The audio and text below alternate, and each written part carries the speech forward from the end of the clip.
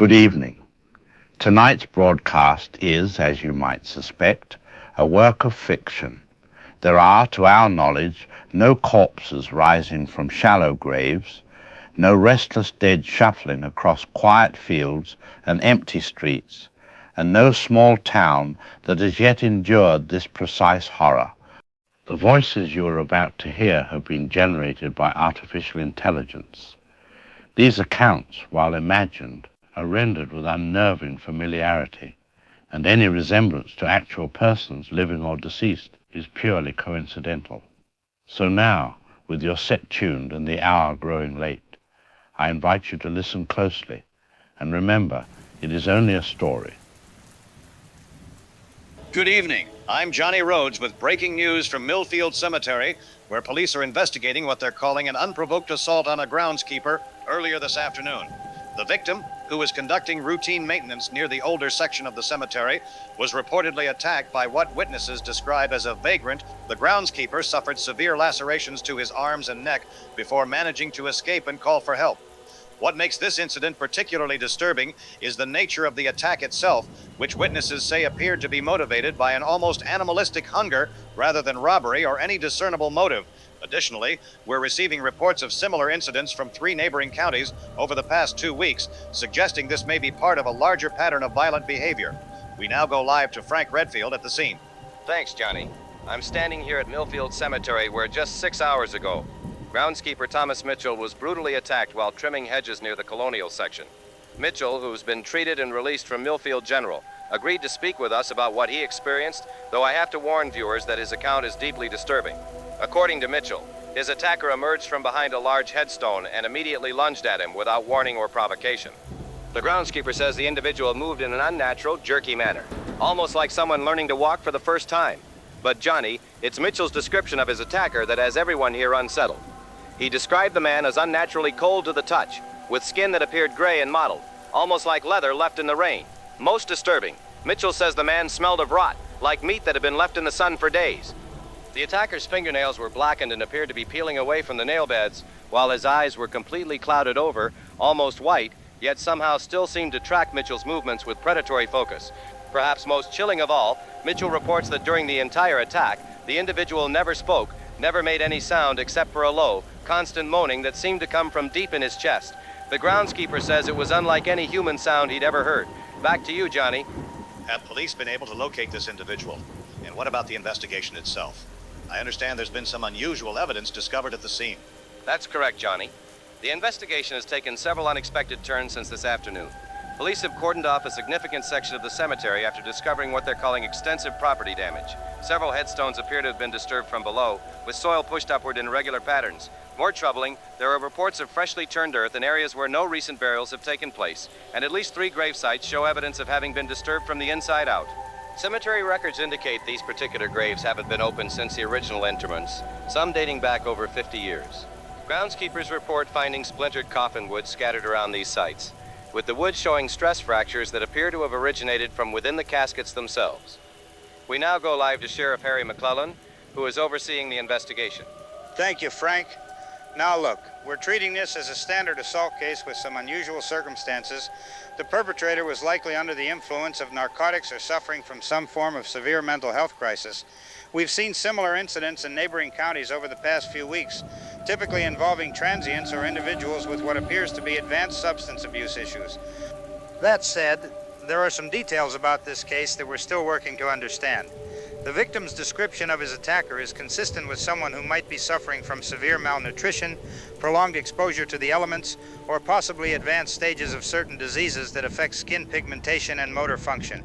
The apparent insensitivity to pain and the behavioral abnormalities can be symptoms of PCP use or other synthetic drug consumption.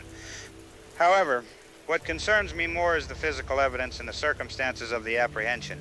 When our officers first responded, they encountered the suspect approximately 50 yards from the initial attack site, wandering among the headstones in what appeared to be a confused or disoriented state.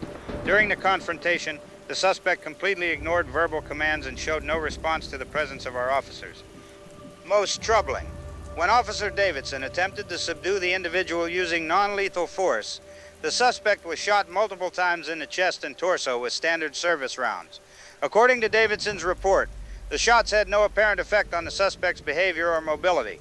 The individual continued to advance toward our officers in what can only be described as an aggressive, almost predatory manner, with no indication of pain or awareness of his injuries. It wasn't until he sustained significant trauma to the head and upper cervical spine that he finally stopped moving entirely. I want to emphasize that our officers followed department protocol throughout this incident, and the use of lethal force was justified given the immediate threat to public safety. Sheriff, this incident seems to be part of a pattern you mentioned. Can you elaborate on the connection to these other cases?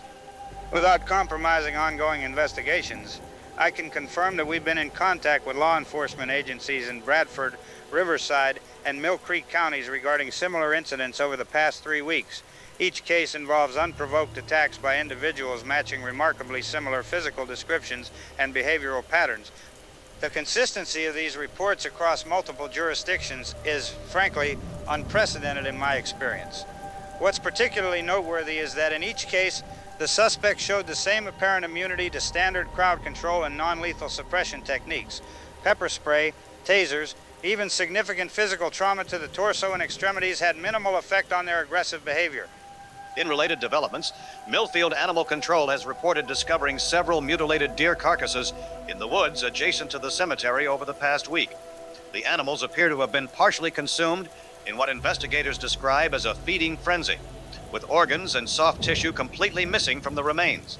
Most disturbing, forensic analysis of the bite marks suggests they were made by human teeth, but that is not confirmed at this time. Animal Control Officer Sarah Mitchell, no relation to the cemetery groundskeeper, reports that the feeding patterns are unlike anything seen with known scavengers or predators in the area. The consumption appears to have been methodical and complete, with evidence suggesting the feeding process continued over several hours or possibly days. We've also received unconfirmed reports from residents in the area describing unusual sounds coming from the cemetery during late-night hours, including what witnesses describe as scratching or digging noises and low moaning that seems to echo among the headstones. These reports have prompted the Sheriff's Department to increase patrols in the area. We'll continue to follow this developing story and bring you updates as they become available.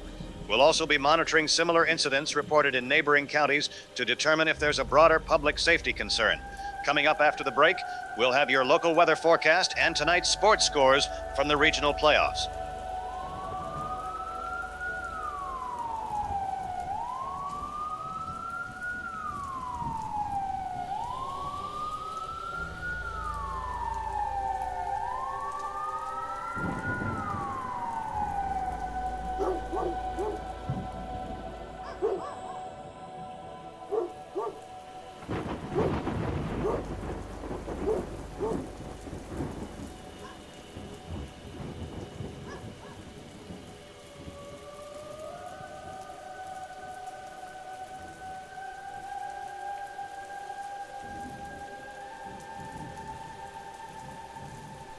All right, folks, welcome back to Late Night Conversations.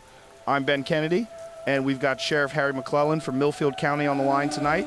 Sheriff, thanks for taking the time to talk with us about these recent incidents that have been making headlines across the region. Now, you've been in law enforcement for 15 years. You've dealt with everything from domestic disputes to drug raids, but this cemetery incident and these other similar cases you mentioned, they seem to be in a category all their own. What's your gut telling you about what we're really dealing with here? Ben, I appreciate you having me on, and I think it's important for the community to understand what law enforcement is seeing on the ground level. In 15 years of police work, I've encountered every kind of drug-fueled attack you can imagine. Mental health crises, violent confrontations involving suspects under the influence of everything from alcohol to synthetic stimulants. But this situation has elements that simply don't fit into any category I've been trained to handle. The suspect's behavior was unlike anything I've personally witnessed or read about in any law enforcement manual. Complete lack of response to verbal commands, no apparent awareness of his environment beyond identifying potential targets, and an almost single-minded focus on attacking anyone within reach. It was less like dealing with a person experiencing a psychological episode and more like trying to stop a predatory animal operating purely on instinct. You mentioned in your press conference that this wasn't an isolated incident. You've been coordinating with other counties. When you compare notes with other sheriffs, are they describing identical behavior patterns, or are there variations that might give us clues about what's causing this? The consistency across jurisdictions is what makes this so concerning, Ben.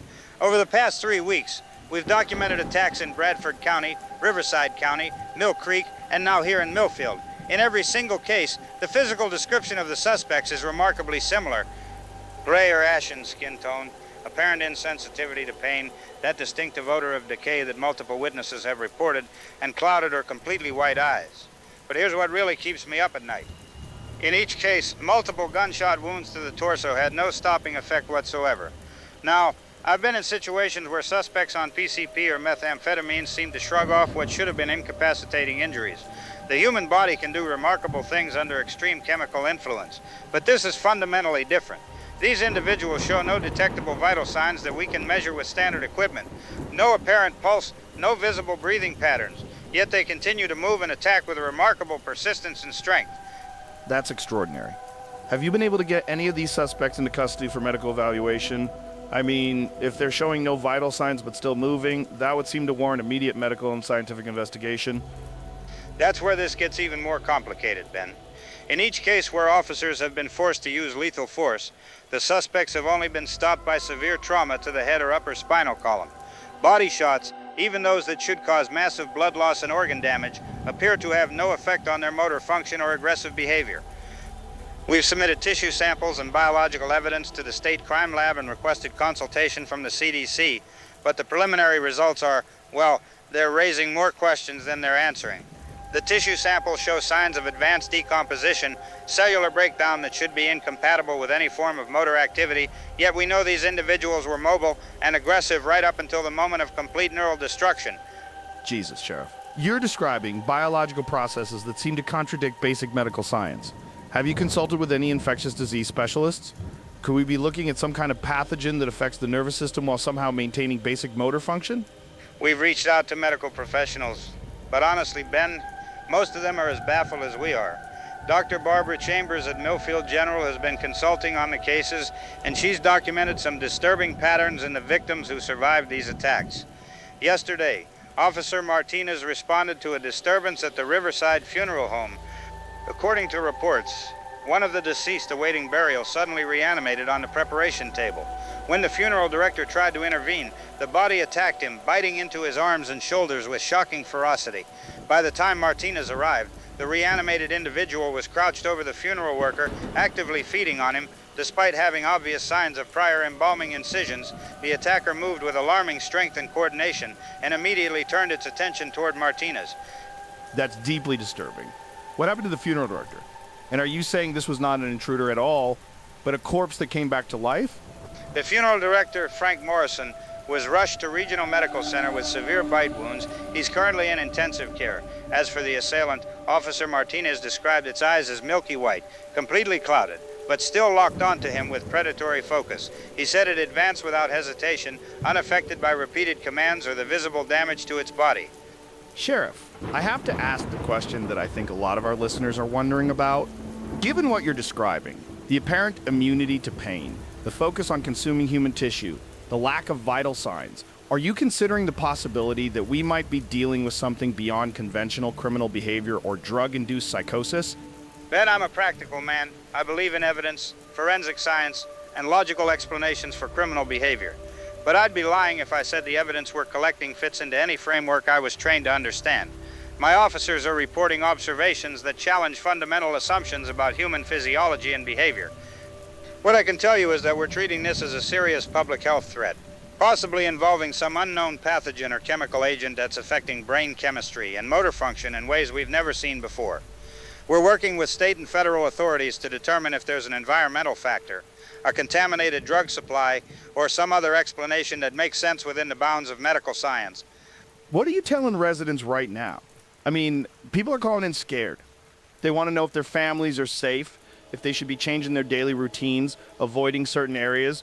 Right now, we're advising residents to exercise extreme caution, particularly during evening and overnight hours. Avoid isolated areas like cemeteries, funeral homes, or anywhere that might attract individuals exhibiting the behaviors I've described. Do not approach anyone who appears to match the physical characteristics we've outlined, and report any suspicious activity immediately to law enforcement. We've also implemented a policy of responding to all disturbance calls with at least 2 officers and emergency medical backup. Our officers have been instructed that if they encounter suspects exhibiting these specific behaviors, standard non-lethal protocols may not be effective, and they should prioritize protecting civilians and themselves using whatever force is necessary. Ben, I'll be completely honest with your listeners. Whatever we're dealing with here, it's not responding to our standard law enforcement techniques.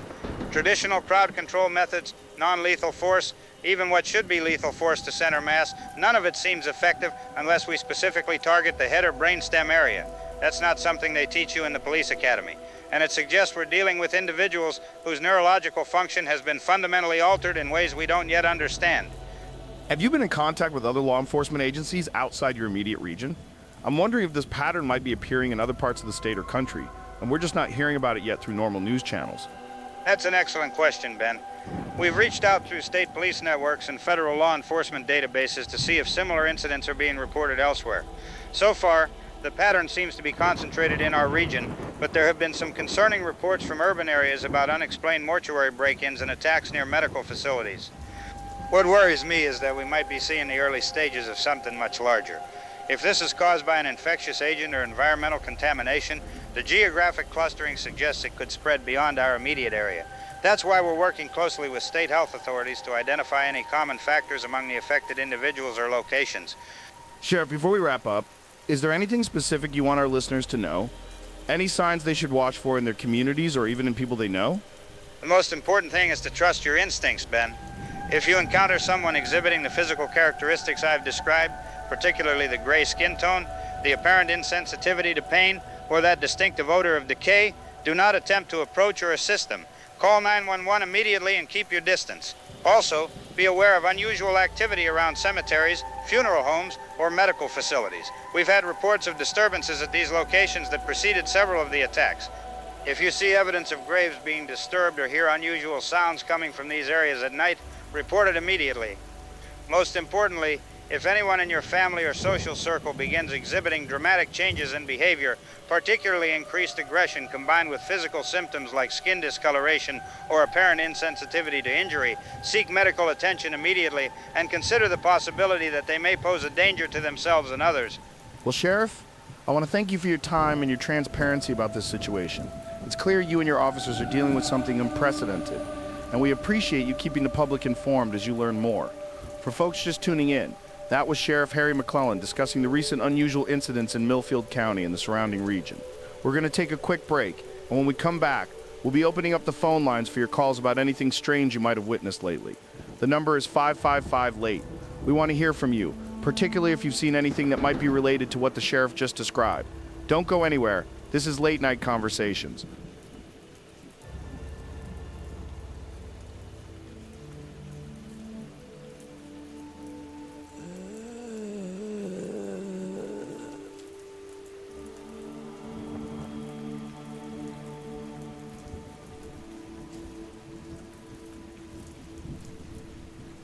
Good evening, I'm Johnny Rhodes with continuing coverage of what authorities are now calling the Millfield event, marking day 4 since the initial cemetery incident.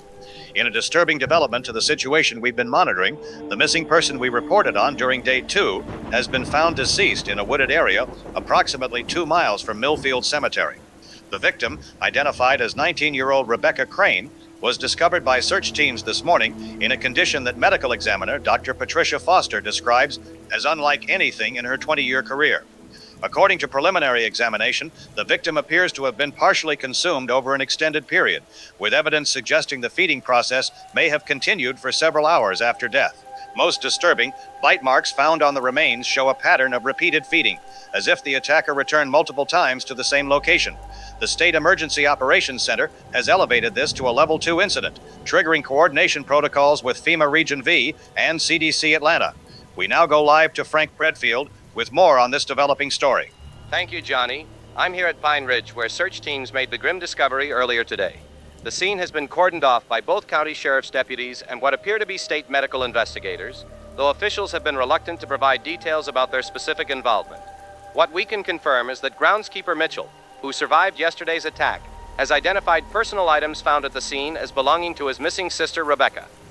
Mitchell told investigators that Rebecca had been searching the cemetery grounds for him after the attack, apparently becoming separated from family members who had come to check on his condition. But Johnny, It's the condition of the discovery site that has investigators most concerned. Multiple witnesses describe finding not just Rebecca's remains, but evidence of extensive ground disturbance in the surrounding area. Soil has been churned up across nearly a quarter acre, and there are reports of additional bone fragments and tissue scattered throughout the wooded area, suggesting multiple victims or multiple feeding events. Perhaps most disturbing, cemetery records show that this particular wooded area is actually part of the original Millfield burial ground, established in the 1800s before modern record keeping. Groundskeepers report finding remnants of deteriorated headstones and what appear to be fragments of very old coffins scattered throughout the area where Rebecca was discovered. Back to you, Johnny. Frank, have authorities provided any explanation for how these historical burial sites might be connected to the recent attacks? That's exactly what has everyone here so puzzled, Johnny. Cemetery Maintenance Supervisor Dale Whitman has been working these grounds for over 30 years, and he tells me that some of the graves in this section haven't been disturbed since the original burials well over a century ago. Yet today, search teams found evidence that dozens of these old grave sites have been excavated from below, with soil and coffin remnants pushed up through several feet of packed earth. Whitman described finding burial sites that have been completely emptied, with no trace of the original occupants except for scraps of deteriorated burial clothing and fragments of very old bones that appear to have been gnawed or scraped clean. The pattern of disturbance suggests something was clawing its way up from deep underground, working through layers of soil and root systems that should have been impenetrable to human effort. We now go live to Dr. Barbara Chambers, who is serving as a medical consultant on these cases. Thank you, Johnny.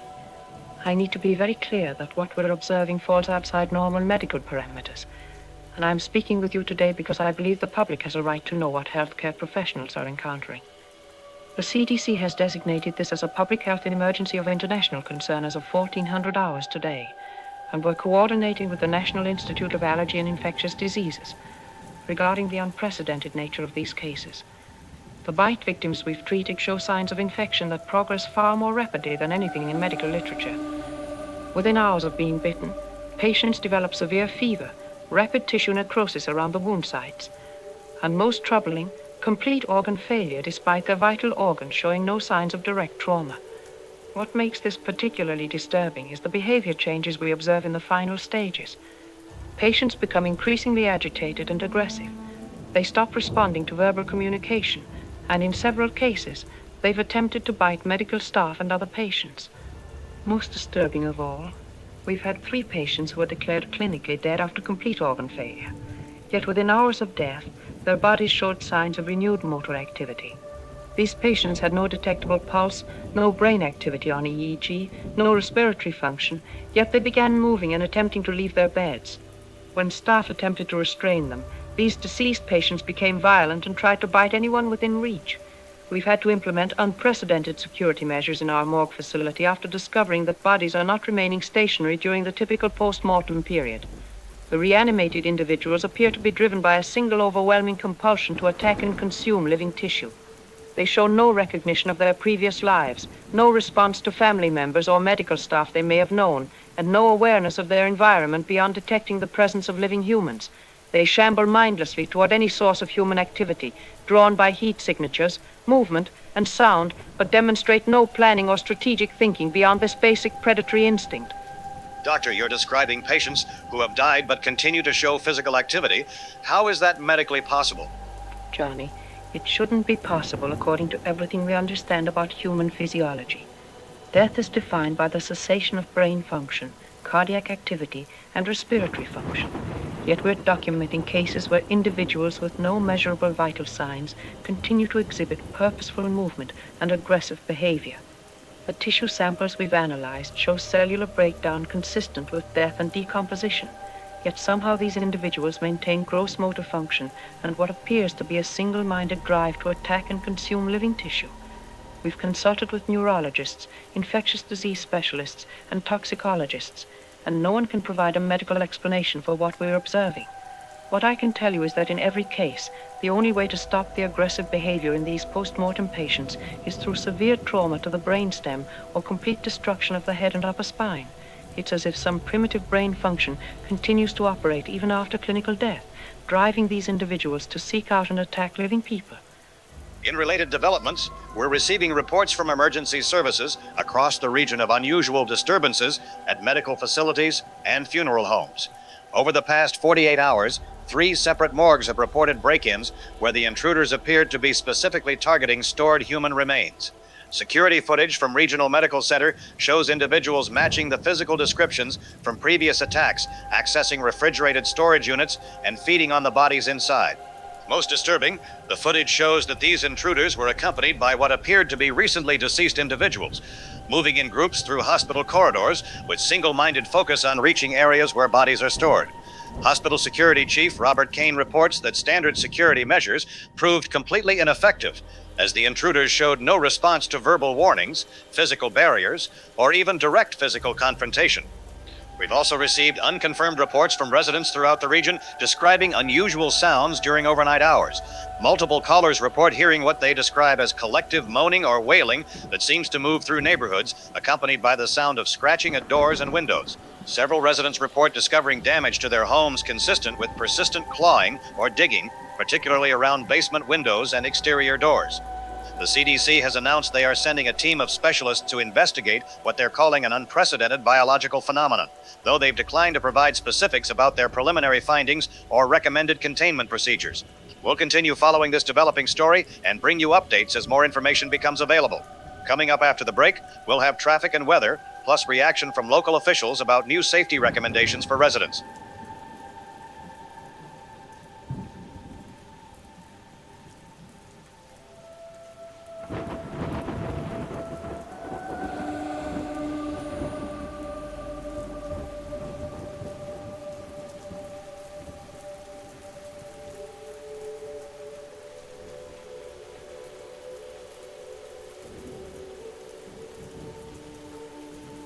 All right, listen up, people, because what I'm about to tell you is going to blow your mind wide open, and the mainstream media sure as hell isn't going to give you the real story here. My name is Don Romero, and I've been tracking corporate malfeasance and government cover-ups for over 15 years, and what's happening in these rural counties right now is the direct result of illegal pharmaceutical testing that's gone catastrophically wrong. Now, you've been hearing about these so-called random attacks, these violent incidents involving people with gray skin and aggressive behavior, but what they're not telling you is that every single one of these locations has been within a 50-mile radius of Meridian Pharmaceuticals' northern testing facility. Coincidence? I don't think so, folks. Here's what really happened, people. Meridian developed a new class of synthetic stimulants designed to enhance physical performance and pain tolerance for military applications.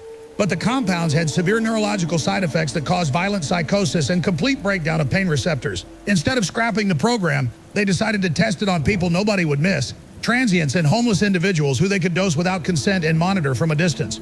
The drug doesn't just cause psychosis, it actually alters brain chemistry on a fundamental level, creating a permanent compulsion to seek out protein-rich tissue, particularly human flesh.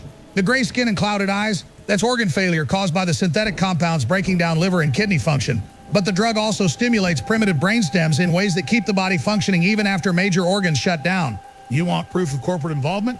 3 weeks before the first attack, Meridian executives quietly sold off massive amounts of company stock, liquidating over $40 million in personal holdings. The CFO moved his entire family to a compound in New Zealand, and the head of their research division hasn't been seen in public since early last month. These people knew exactly what was coming because they created it. And here's the smoking gun, folks. The CDC team that's supposedly investigating this crisis, half of them are former Meridian employees who were involved in the original compound development. They're not there to solve the problem. They're there to cover it up and make sure no evidence leads back to corporate headquarters. Look at the pattern, people. Every single morgue break-in, every cemetery disturbance, it's happening in areas where Meridian's test subjects would have been taken for disposal after they died from the experimental drugs. The company has been using rural funeral homes and cemeteries as dumping grounds for their failed human experiments, and now those contaminated bodies are somehow reactivating and spreading the synthetic compound to anyone they bite. When these drugged-up test subjects bite someone, they're injecting them with the same experimental chemicals that turned them into mindless cannibals. The rapid organ failure, the behavioral changes, the gray skin, it's all symptoms of Meridian's synthetic compound flooding the victim's system and taking over their nervous system. So what can you do to protect yourself from this corporate manufactured nightmare? First, get as far away from any medical facilities or funeral homes as possible, because those locations are contaminated with Meridian synthetic compounds. Second, Don't trust any official government statements about this crisis being a natural disease outbreak because they're lying to cover up illegal human experimentation. Third, if you encounter anyone exhibiting the symptoms I've described, assume they've been poisoned with experimental military chemicals and that any contact with their bodily fluids will infect you with the same synthetic compound. The mainstream media won't tell you this. The government won't tell you this. But I'm telling you right now that what's happening in those rural counties is the direct result of corporate greed and government complicity in illegal human experimentation. They created monsters, they lost control of them, and now innocent people are paying the price. Don't let them get away with it, people. The truth is out there, but you have to be willing to see it.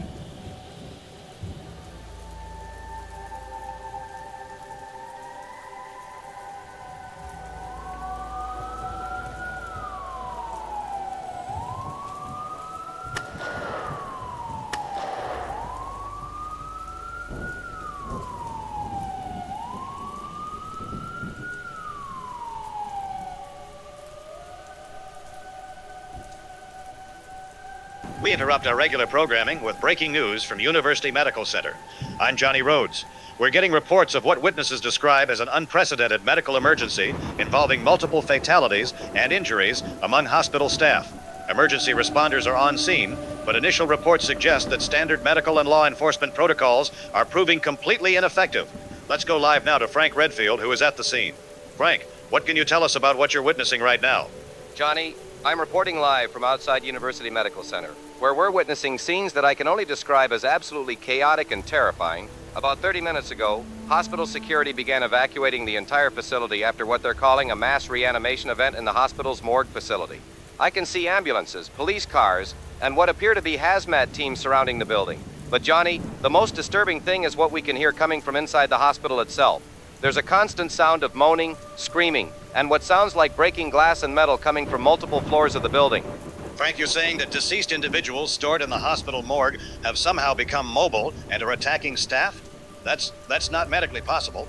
Johnny, I know how impossible this sounds, but I'm looking at security footage right now that hospital administrators have shared with us, and it shows exactly what I'm describing. Bodies that were confirmed dead by multiple medical professionals are moving, walking, and attacking hospital staff with what can only be described as predatory behavior. Hospital staff who managed to evacuate are describing scenes of deceased patients rising from morgue tables and attacking anyone they encounter. According to morgue supervisor Janet Blair, whom I spoke with just moments ago, 14 bodies that had been declared dead hours or even days earlier began showing motor activity simultaneously and broke free from their storage compartments. The hospital security footage, which we've been permitted to review, shows these reanimated individuals moving through corridors with single-minded focus on attacking living people. They seem to detect the presence of living people and move directly toward them, following them through the hospital's maze-like layout.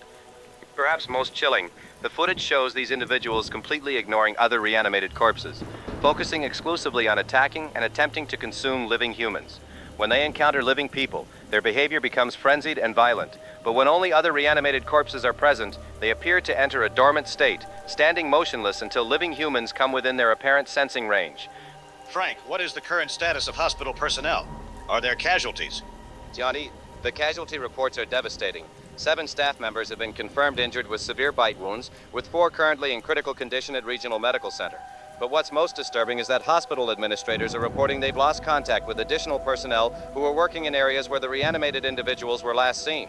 The National Guard has been called in to secure the facility, but their standard protocols appear to be completely inadequate for this type of situation. We're also learning that this isn't an isolated incident, Johnny. Similar mass reanimation events have been reported at medical facilities in 6 other states over the past 24 hours, always following the same pattern of emergence from morgue facilities followed by hunting behavior targeting living humans.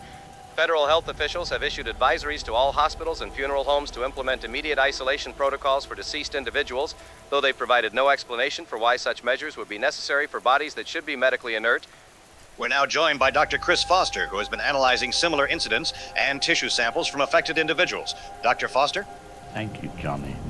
What I'm about to tell you represents the most disturbing medical findings in the history of infectious disease research, and I need everyone to understand that we're dealing with phenomena that exist completely outside established medical frameworks.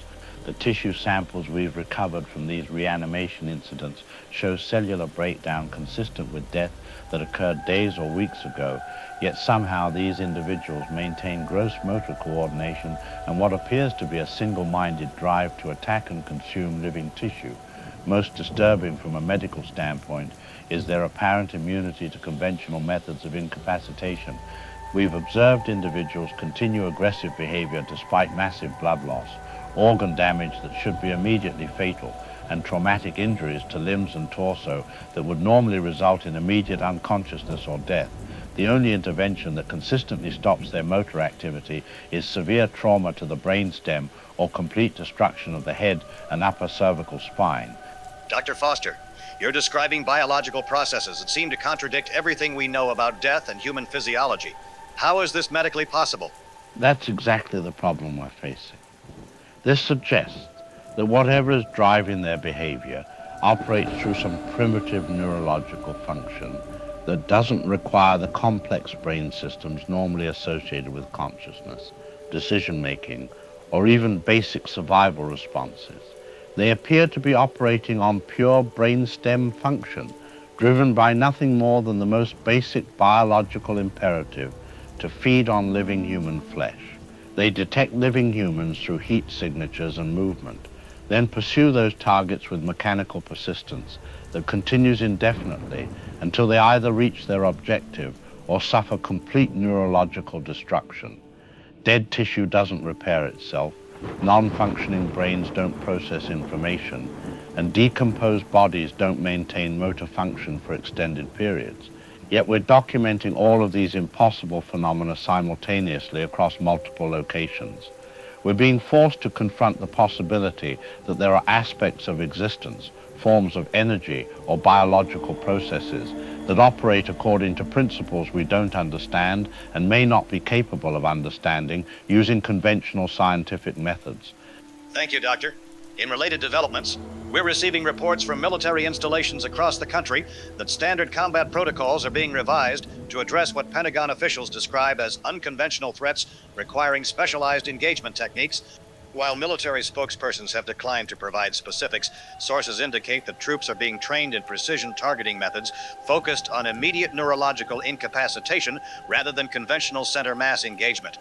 We've also learned that the CDC has quietly issued guidance to law enforcement agencies nationwide, recommending the use of what they term maximum force protocols when encountering individuals exhibiting the behavioral characteristics we've been reporting.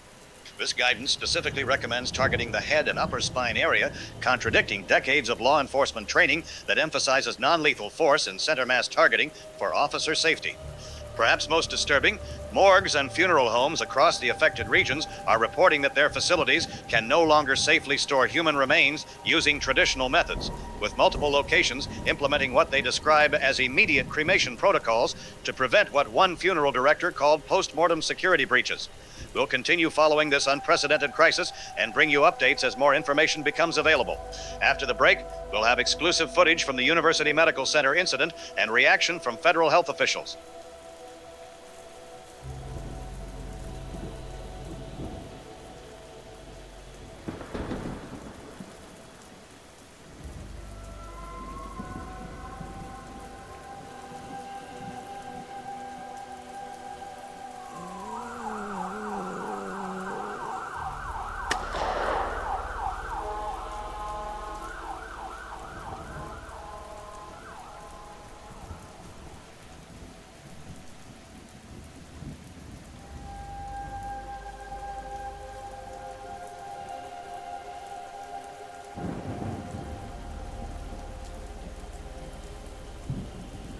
We interrupt our regular programming with breaking news from Washington. President Albert Wesker is about to address the nation regarding the ongoing medical crisis that has now spread to multiple states. This marks the president's first public statement since reports began emerging of what officials are calling unprecedented biological phenomena affecting morgues and medical facilities nationwide. Federal sources indicate the president will be outlining the administration's response to these incidents and providing guidance for American citizens. We now take you live to the White House. Ladies and gentlemen, the President of the United States. Thank you very much. My fellow Americans, I want to talk to you tonight about what's happening in our country. And let me tell you, The fake news media is doing what they always do, which is making everything sound much worse than it actually is. Much worse. We're dealing with some isolated health incidents, some very unusual health incidents, but we have the most incredible medical professionals in the world working on this. The best doctors, the best scientists. People tell me they're the smartest people they've ever seen. Now, I've been briefed extensively on this situation, and what we're seeing is probably some kind of new drug, maybe a designer drug that's making people act very strangely, very aggressively. It reminds me of those zombie movies. You know the ones, Night of the Living Dead, Dawn of the Dead. Great movies, by the way. Tremendous movies. But this isn't the movies, folks. This is real life. And in real life, we have solutions. I want to be very clear about something. The previous administration left us completely unprepared for this kind of crisis. Completely unprepared. They gutted our medical response capabilities. They ignored warning signs. And frankly, if they were still in charge right now, this would be 10 times worse. 10 times. But we're not going to let that happen because we have the most beautiful response team, the most incredible task force you've ever seen. I put together a tremendous team, the best people, and we're going to solve this problem very quickly. Very, very quickly. We're talking to governors. We're talking to mayors. We're coordinating with the CDC, which, by the way, is doing a much better job now that we've cleaned house there. Much better. Now, some people are saying this is like those movies where the dead come back to life. But let me tell you, I've seen all those movies. The Walking Dead, fantastic show, really fantastic. But those are actors, folks. Those are special effects. What we're dealing with here is probably some kind of synthetic drug that makes people behave like they're in one of those movies. It's very sad, very tragic, but it's not supernatural. It's not magic. It's chemistry, and we know chemistry. I've been working with our military leaders, incredible generals, the best generals we've ever had, and they've assured me that our brave men and women in uniform know exactly how to handle situations like this. They've been training for unusual scenarios, and they're ready to deploy wherever necessary to protect American citizens. We're also working with pharmaceutical companies to develop treatments and countermeasures. These companies, many of which I know personally, have assured me they're putting their best scientists on this problem. The best. We're going to have beautiful solutions, tremendous solutions, probably the best solutions anyone's ever seen for this kind of situation. In the meantime, I want all Americans to remain calm and follow the guidance of local authorities. If you see someone acting strangely, someone who looks like they might be under the influence of these dangerous drugs, don't approach them. Call law enforcement immediately. Our police officers and first responders are being briefed on special techniques for handling these situations safely. Let me also say this, and this is very important. Some people are trying to use this crisis to attack our administration, to say we're not doing enough, but that's fake news, folks. Pure fake news. We've responded faster and more effectively than any administration in history would have responded. Faster than Obama, faster than Bush, faster than anyone. We're setting records for emergency response time. I want to thank the incredible governors who are working with us, the fantastic mayors, the amazing medical professionals who are on the front lines of this situation. They're doing tremendous work, really tremendous work, and together we're going to solve this problem completely. So in conclusion, my fellow Americans, we are on top of this situation. We have the best people working on it, the best resources, the best technology. This is not like those scary movies where everything falls apart, because we have a government that works, a military that's second to none, and leadership that knows how to get things done. We're going to get through this together, and we're going to come out stronger than ever before. Thank you. God bless you, and God bless the United States of America. That was President Albert Wesker addressing the nation from the White House regarding the ongoing medical crisis. The president appeared confident about the administration's response capabilities, though he provided few specific details about containment measures or the nature of the biological phenomena affecting multiple states. Notably, the president's characterization of these incidents as drug-related behavior contradicts preliminary medical reports describing deceased individuals showing motor activity, which would be inconsistent with any known pharmaceutical effects. Stock markets are showing mixed reaction to the president's remarks, with pharmaceutical and biotechnology stocks rising on the promise of federal contracts, while funeral home and medical facility stocks continued their decline following reports of facility lockdowns and evacuation procedures. We'll continue monitoring the federal response to this developing crisis and bring you updates as more information becomes available. Coming up next, we'll have exclusive interviews with medical personnel who witnessed today's incidents at University Medical Center.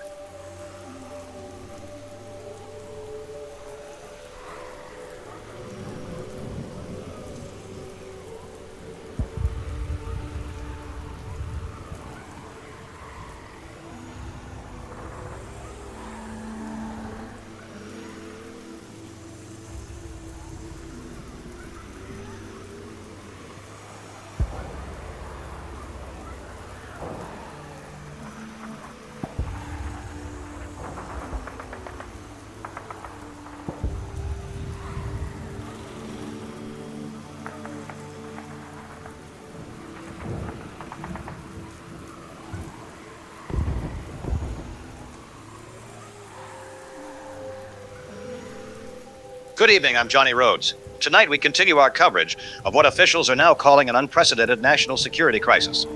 Day 10 of the Millfield event has brought the first major clashes between U.S. forces and massive groups of hostile individuals, overwhelming forward operating base Harrison, along with 3 other sites in the region. In response, the military has rushed in the 82nd Airborne and parts of the 3rd Infantry Division. Pentagon sources say the fighting has been unlike anything in modern memory. These attacks, carried out by relentless waves of aggressors who seem unfazed by gunfire, have forced commanders to put a special emergency plan into effect. Most troubling of all, reports say the attackers show no fear, no concern for losses among their own numbers, and no hesitation as they push forward. They continue advancing until their bodies simply can't move anymore. Joining us now from the CDC's Emergency Operations Center in Atlanta is Dr. Barbara Chambers, who is leading the medical response. Dr. Chambers? Thank you, Johnny. What I'm about to tell you represents the most disturbing medical findings in the history of infectious disease research. We now have confirmed documentation of how this pathogen spreads and the horrific progression it follows in human victims. The infection vectors primarily through saliva contact, typically via bite wounds, though we've also documented cases of transmission through contact with other bodily fluids from infected individuals. Once infected, victims experience rapid onset of severe symptoms including high fever, organ liquefaction, and complete breakdown of normal pain response systems. The most disturbing aspect is what happens during the final stages of infection. Victims in the terminal phase experience what can only be described as the most agonizing death imaginable. Their internal organs literally dissolve from the inside out, a process that takes anywhere from 6 to 18 hours, depending on the individual's immune response. During this time, victims remain fully conscious and aware as their bodies shut down in the most painful way possible. The sounds they make during this process are unlike anything in medical literature, not screaming or crying, but a constant, low moaning that seems to emerge from deep within the chest cavity as their vocal cords are damaged by internal hemorrhaging. But here's what makes this unlike any pathogen we've ever encountered. After clinical death occurs, after all vital signs cease and brain activity stops, the victims rise again within hours, not as the people they once were, but as something driven by pure, relentless hunger for living human flesh. They retain basic motor function and an uncanny ability to track living humans. But everything that made them human, their memories, their personalities, their capacity for rational thought, all of that is gone. They are motivated by nothing more than an overwhelming biological imperative to feed on living tissue. Dr. Chambers, you're describing a pathogen that essentially brings people back from the dead. How is that medically possible? Johnny, I've spent my entire career believing that death was a definitive biological state. But what we're observing forces us to reconsider fundamental assumptions about life and death. These reanimated individuals show no detectable pulse, no respiratory function, no brain activity in areas associated with consciousness or higher reasoning. Yet somehow they maintain gross motor coordination and demonstrate complex hunting behaviors that should require cognitive processing. The only consistent method we found to stop their aggressive behavior is through complete destruction of the brainstem and upper spinal column. It's as if some primitive neurological function continues to operate even after clinical death, driving these individuals to shuffle endlessly in search of living humans to attack and consume. They never tire, they never retreat, and they show absolutely no response to injuries that would incapacitate any living person. Thank you, Doctor. Let's go live now to Frank Redfield at Fort Harrison. Frank, what can you tell us? Johnny, I'm here at Fort Harrison, where we're witnessing the aftermath of what military commanders are calling the most devastating base breach in peacetime history. Approximately 8 hours ago, waves of attackers began emerging from the surrounding woods and overwhelming the base's perimeter defenses. According to eyewitness accounts from surviving soldiers, these attackers moved in massive groups, hundreds of individuals stumbling forward in relentless waves that simply absorbed massive amounts of gunfire without stopping. Base Commander Colonel Patricia Kane describes scenes that defy military logic. Standard defensive tactics proved completely ineffective, as the attackers showed no response to suppressive fire, no tactical retreat when faced with overwhelming firepower, and no apparent concern for casualties among their numbers. They simply pressed forward against defensive positions until the sheer weight and number of bodies began to physically collapse barriers and fortifications. Most disturbing, Colonel Kane reports that soldiers who were overrun and killed during the initial assault were found hours later moving among the attacking forces, their bodies showing fatal wounds but somehow continuing to participate in the assault against their former comrades. She describes finding soldiers she had served with for years, men and women she knew personally, moving through the base with their throats torn open, massive gunshot wounds to their chests, but still moving with that same relentless focus on attacking any living person they encountered. What happened to the military personnel during this assault? Johnny, the casualty reports are devastating. Of the 1,200 personnel stationed at Fort Harrison, fewer than 300 managed to evacuate to secure locations. The rest were either killed during the assault or are missing and presumed to have joined the attacking force. Military investigators describe finding evidence of mass feeding events throughout the base, with entire buildings showing signs of consumption of anyone who was trapped inside. But perhaps most chilling, surveillance footage from the base shows that after the initial assault was complete, the newly reanimated soldiers began moving in groups toward nearby civilian population centers.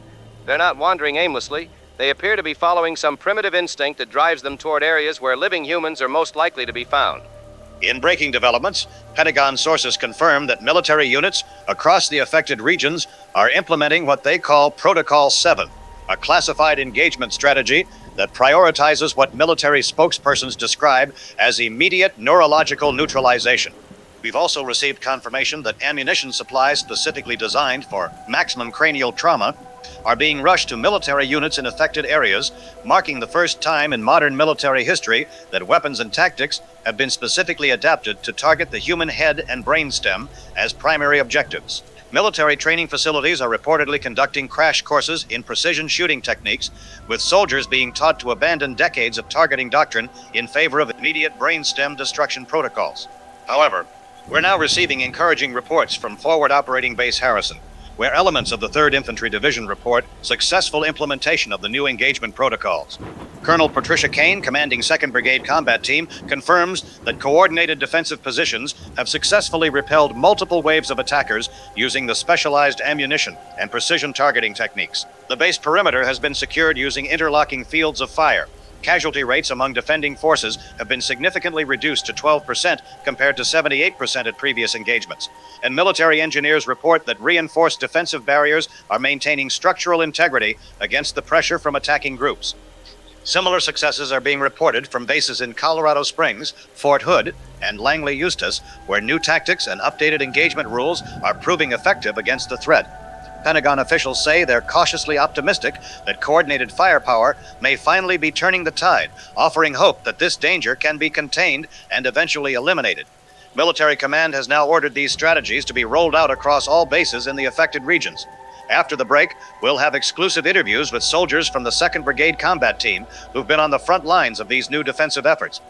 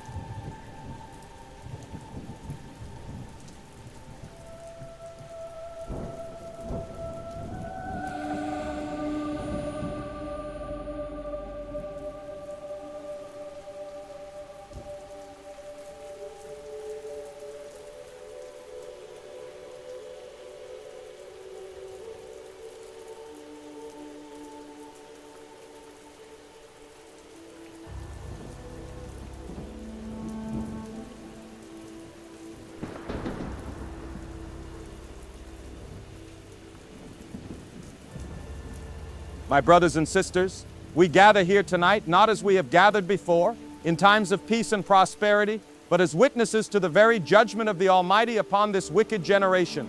For what we see unfolding across our nation is not some medical mystery or biological accident, but the very hand of God moving in terrible judgment against a people who have turned their backs on righteousness and embraced every manner of sin and depravity. The dead walk among us, my friends, because hell itself has grown full to overflowing with the souls of the wicked, and the earth can no longer contain the corruption that has spread like a cancer through the heart of mankind. Turn with me to the book of Revelation, chapter 20, where John writes of the time when death and hell shall give up their dead, and the sea shall give up the dead which were in it. But these are not the righteous dead rising to meet their Savior in the air. No, these are the damned, the souls that hell has rejected because their wickedness is so great that even the pit of darkness cannot contain them. They walk among us as a testimony to the depths of human corruption, mindless vessels of hunger and destruction because their souls have been so thoroughly consumed by sin that nothing remains but the basest animal instincts. Look around you at the state of this nation, this generation that has made gods of pleasure and materialism, that has murdered millions of unborn children, that has celebrated perversion and called it love, that has rejected the authority of Scripture and declared themselves wiser than the Creator of the universe. We have sown the wind of rebellion against God's holy laws, and now we reap the whirlwind of divine judgment. These shambling corpses that tear at the flesh of the living are nothing more than the physical manifestation of the spiritual death that has already consumed the hearts of this generation. They hunger for flesh because their souls have been starved of righteousness. They cannot die because they have already chosen eternal death through their rejection of the gospel of salvation. The prophet Ezekiel spoke of a valley of dry bones, bones that came together and took on flesh at the command of the Lord, but these bones were restored to life as an act of divine mercy and restoration. What we witness now is the inverse of that divine miracle, the walking dead as instruments of divine wrath, shambling testimonies to the fact that a nation that rejects God will find itself consumed by the very corruption it has embraced. They cannot rest in death because this generation has chosen to live as if God were dead. And now death itself rebels against the natural order, spilling out into the world of the living as a plague of judgment that cannot be stopped by human wisdom or strength. But hear me, faithful remnant, for even in this hour of unprecedented darkness, the mercy of God endures for those who will repent and call upon the name of the Lord. These are the birth pangs of the last days, the beginning of sorrows that Christ himself prophesied would come upon the earth before his glorious return. The dead rise because the time of grace is drawing to a close, and God is calling his people to separate themselves from this dying world and its corrupt systems. Do not trust in the arm of flesh. Do not look to governments or military might or medical science to save you from this judgment, for all the wisdom of man is foolishness before God, and all the strength of man is weakness compared to the power of the Almighty. Instead, fall on your faces before the throne of grace while mercy may still be found. Confess your sins and the sins of this nation.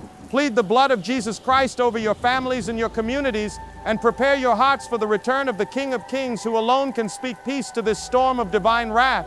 For though the dead may walk and the world may crumble around us, those who are hidden in Christ need not fear the judgment that falls upon the wicked, for we have already passed from death unto life through faith in the Son of God.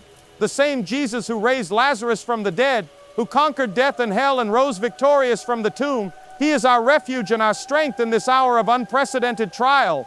May God grant us grace to endure what is coming, and may his name be glorified even in the midst of judgment, for he is righteous in all his ways and holy in all his works. Amen and amen.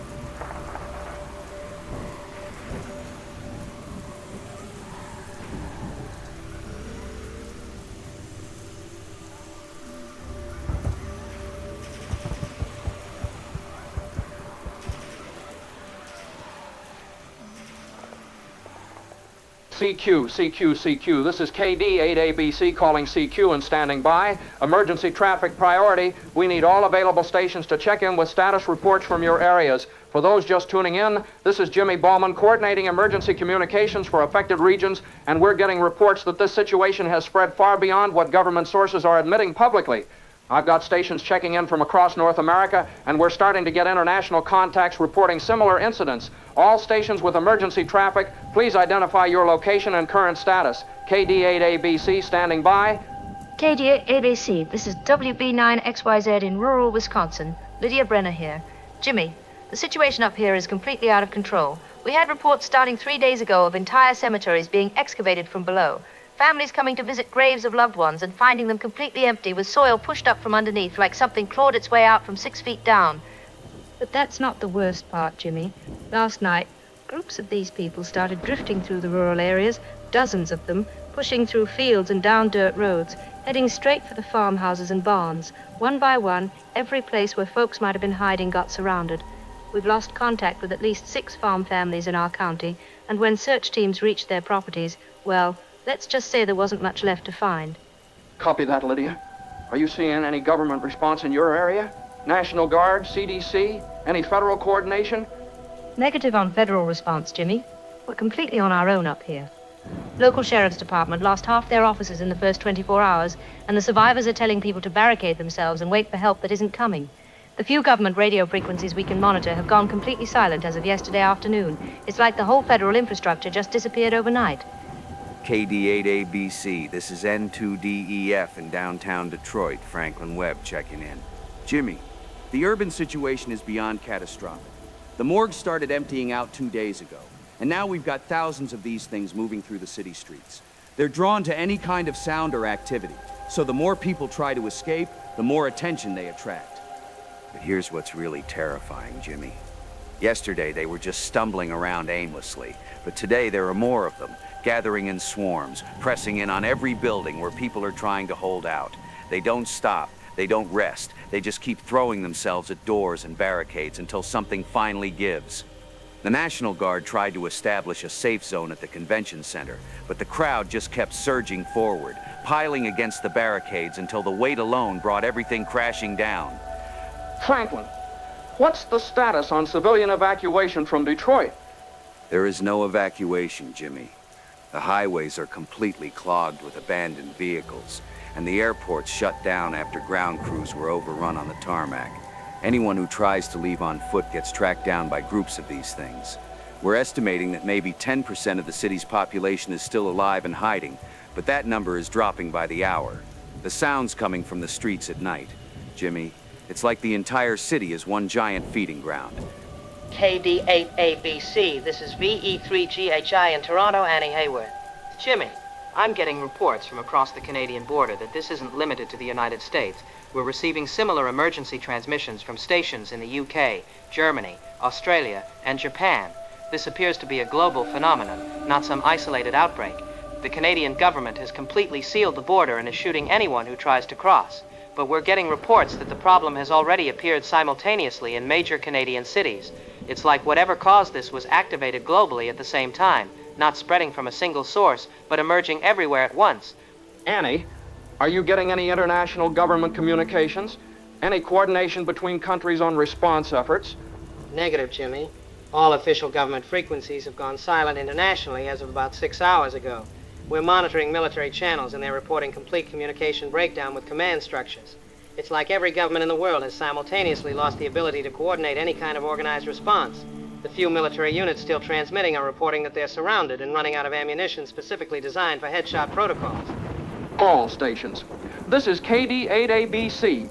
Based on the reports we're receiving, it appears that traditional government and military responses have proven ineffective against this threat. For any survivors monitoring this frequency, avoid population centers, avoid anywhere bodies might have been stored or buried, and remember that these things are attracted to sound and movement.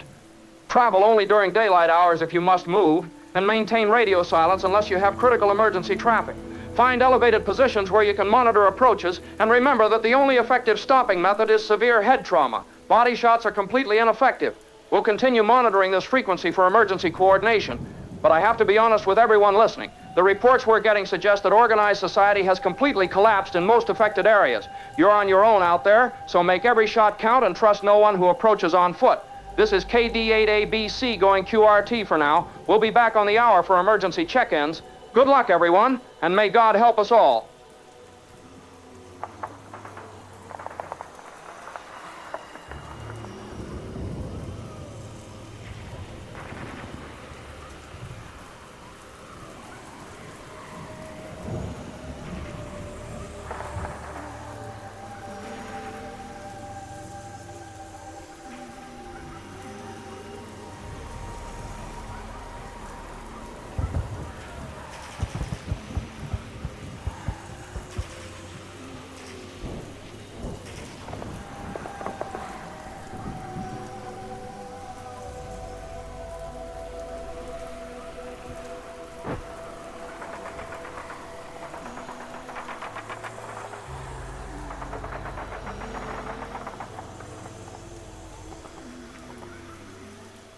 I'm Johnny Rhodes with urgent developments tonight.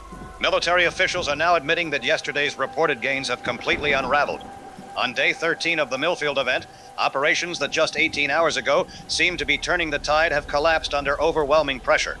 Forward operating base Harrison, which the 2nd Brigade Combat Team had declared secure last night, has now been overrun. Officials report massive casualties among U.S. forces and the total loss of what had been considered strong defensive positions. The new weapons and engagement tactics that initially showed promise are proving powerless against the true scale of this crisis. The hordes, now estimated by satellite reconnaissance at over 200,000 individuals, converged on defensive positions and overwhelmed them through sheer numerical superiority. Individual marksmanship became irrelevant. What we're learning from surviving elements of the 82nd Airborne is that Day 10's successful engagements involved relatively small groups of undead attackers numbering in the hundreds. The massive concentrations now moving across the operational area represent a threat that exceeds the ammunition capacity and firing rate capabilities of any conventional military response. We're joined now by Sheriff Harry McClelland, who witnessed the collapse of what had been considered a successful defensive operation. Sheriff? Johnny, I'm going to be completely honest with your remaining viewers because people deserve to know what we're really facing out here. Over the past 48 hours, my department has responded to dozens of distress calls from families who barricaded themselves in their homes, thinking they could wait out this crisis until help arrived. When we finally managed to reach these locations, we found that the hordes had simply pressed against the barriers, doors, windows, walls, until the structures collapsed under the accumulated weight of hundreds or thousands of bodies. These things don't get tired, Johnny. They don't need rest. They don't need food except for living human flesh, and they never give up. They'll stand outside a barricade for days if necessary, constantly pushing and clawing until they break through.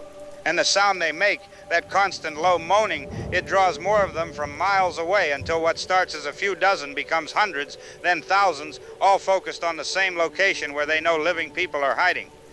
We've learned some hard lessons about what works and what doesn't work against these things. You have to hit the brain, complete destruction of the head and upper spine, or they just keep coming. Body shots are completely useless. You can blow off their arms, their legs, put holes through their chest the size of dinner plates, and they'll keep crawling toward you as long as their brainstem is intact.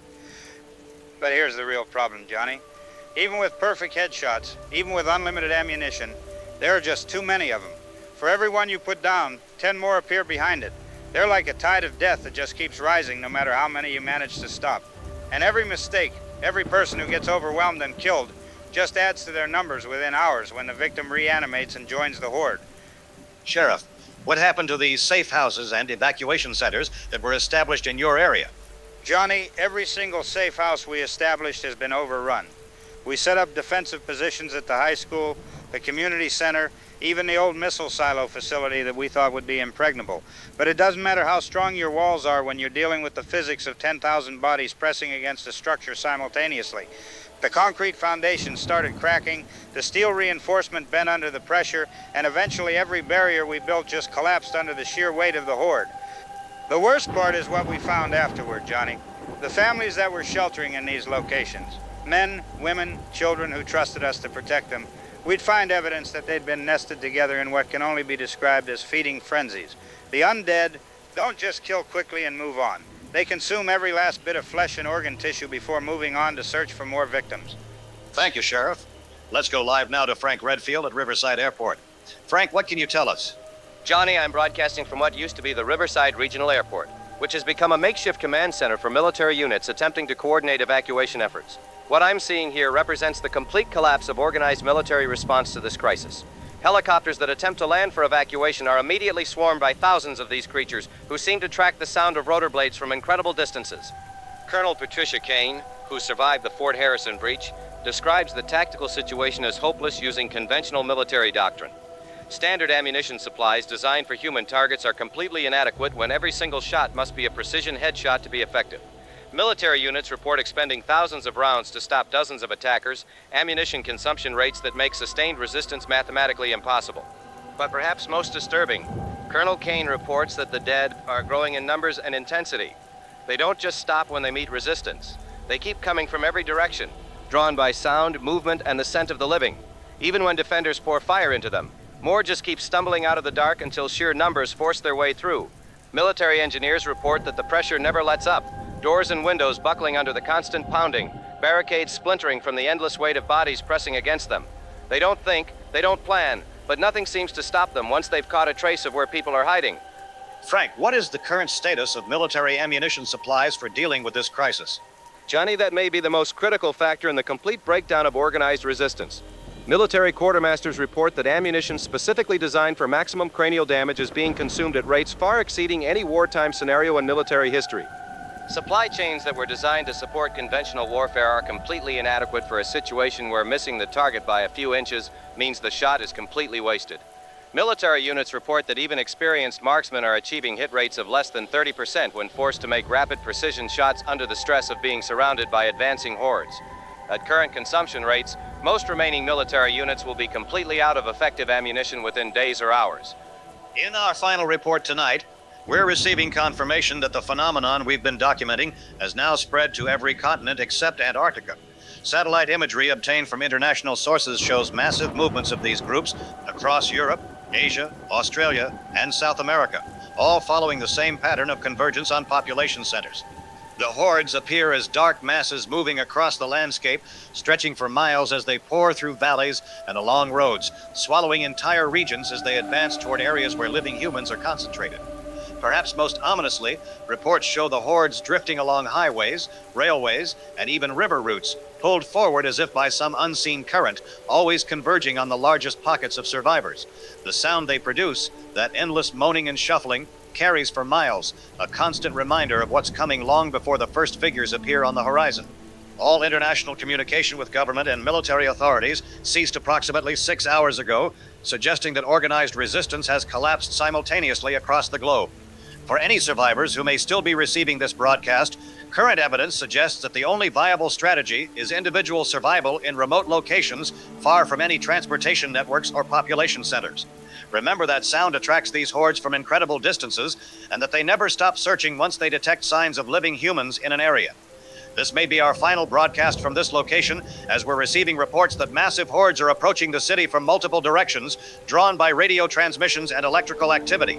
We'll continue broadcasting as long as possible, but listeners should prepare for the possibility that organized communication networks may soon be completely overwhelmed.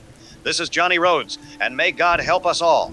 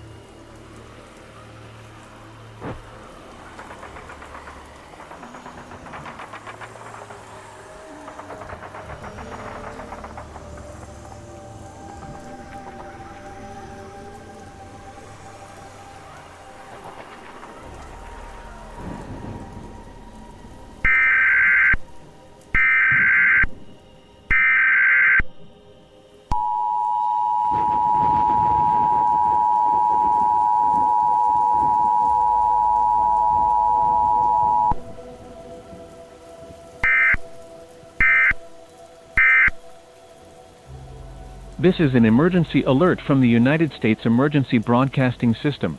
Federal authorities have issued a nationwide mandatory evacuation order for all civilian populations in affected regions. All citizens are directed to immediately proceed to designated military safe zones for relocation and protection. Do not delay evacuation procedures. Do not attempt to retrieve personal belongings. The Department of Defense has implemented Emergency Action Plan Zulu effective immediately. All military installations are authorized to use maximum force protocols against affected individuals. Civilian law enforcement agencies are directed to coordinate with military commanders in their operational areas. Standard rules of engagement have been modified to prioritize immediate threat neutralization. Military personnel are advised that standard ammunition has proven ineffective against affected individuals. Only precision shots to the head and upper cervical spine will successfully neutralize targets. Center mass engagement is not authorized and will result in ammunition waste during critical supply shortages. All units are directed to conserve ammunition and coordinate fire discipline protocols. Civilian populations are warned that affected individuals show no response to pain, verbal commands, or non-lethal force. Do not attempt to communicate with or assist persons exhibiting symptoms of aggressive behavior.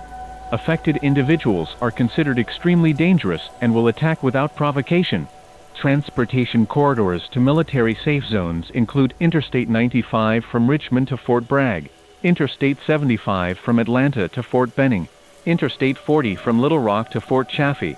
Military escort convoys will depart from designated assembly points at 0600, 1200, and 1800 hours daily. Civilians attempting independent travel to safe zones do so at their own risk. Food, water, and medical supplies will be provided at military safe zones. Civilians are limited to essential items only. All weapons and ammunition will be confiscated upon entry to safe zones and redistributed to military personnel as needed. All commercial and civilian air traffic is suspended indefinitely. Maritime vessels are prohibited from approaching within 50 nautical miles of the continental United States coastline. International borders are closed to all civilian traffic. Foreign nationals are advised to contact their respective embassies for evacuation procedures. This emergency alert system will continue broadcasting updated information on military coordination efforts. Citizens are reminded that compliance with all federal and military directives is mandatory during this national emergency. Failure to comply with evacuation orders or military instructions may result in detention or abandonment in affected areas.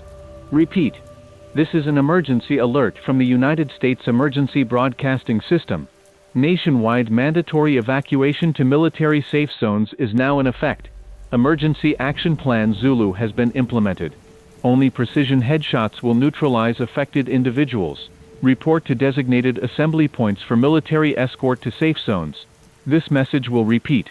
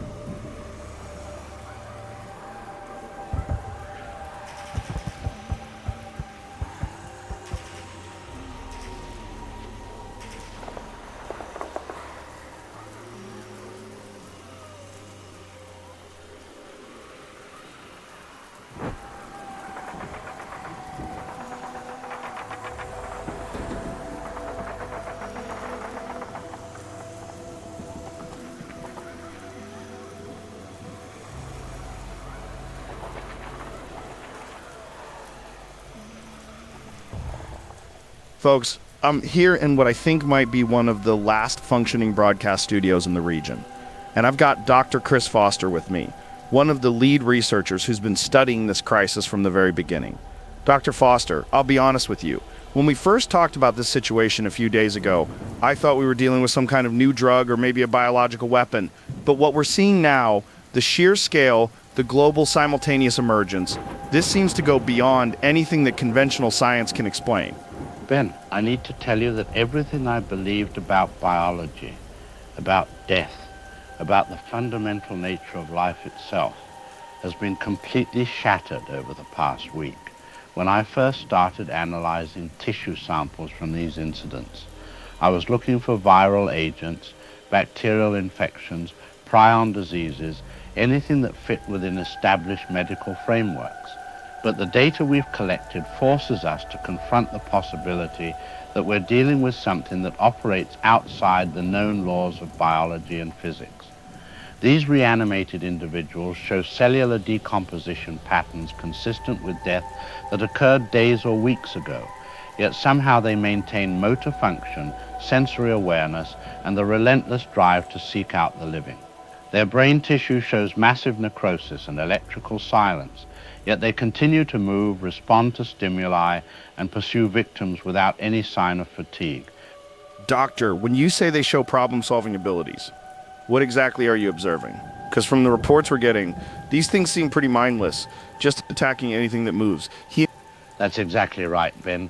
They are essentially mindless, operating on nothing more than pure biological imperative to feed on living tissue. They don't demonstrate any form of learning, reasoning, or tactical thinking.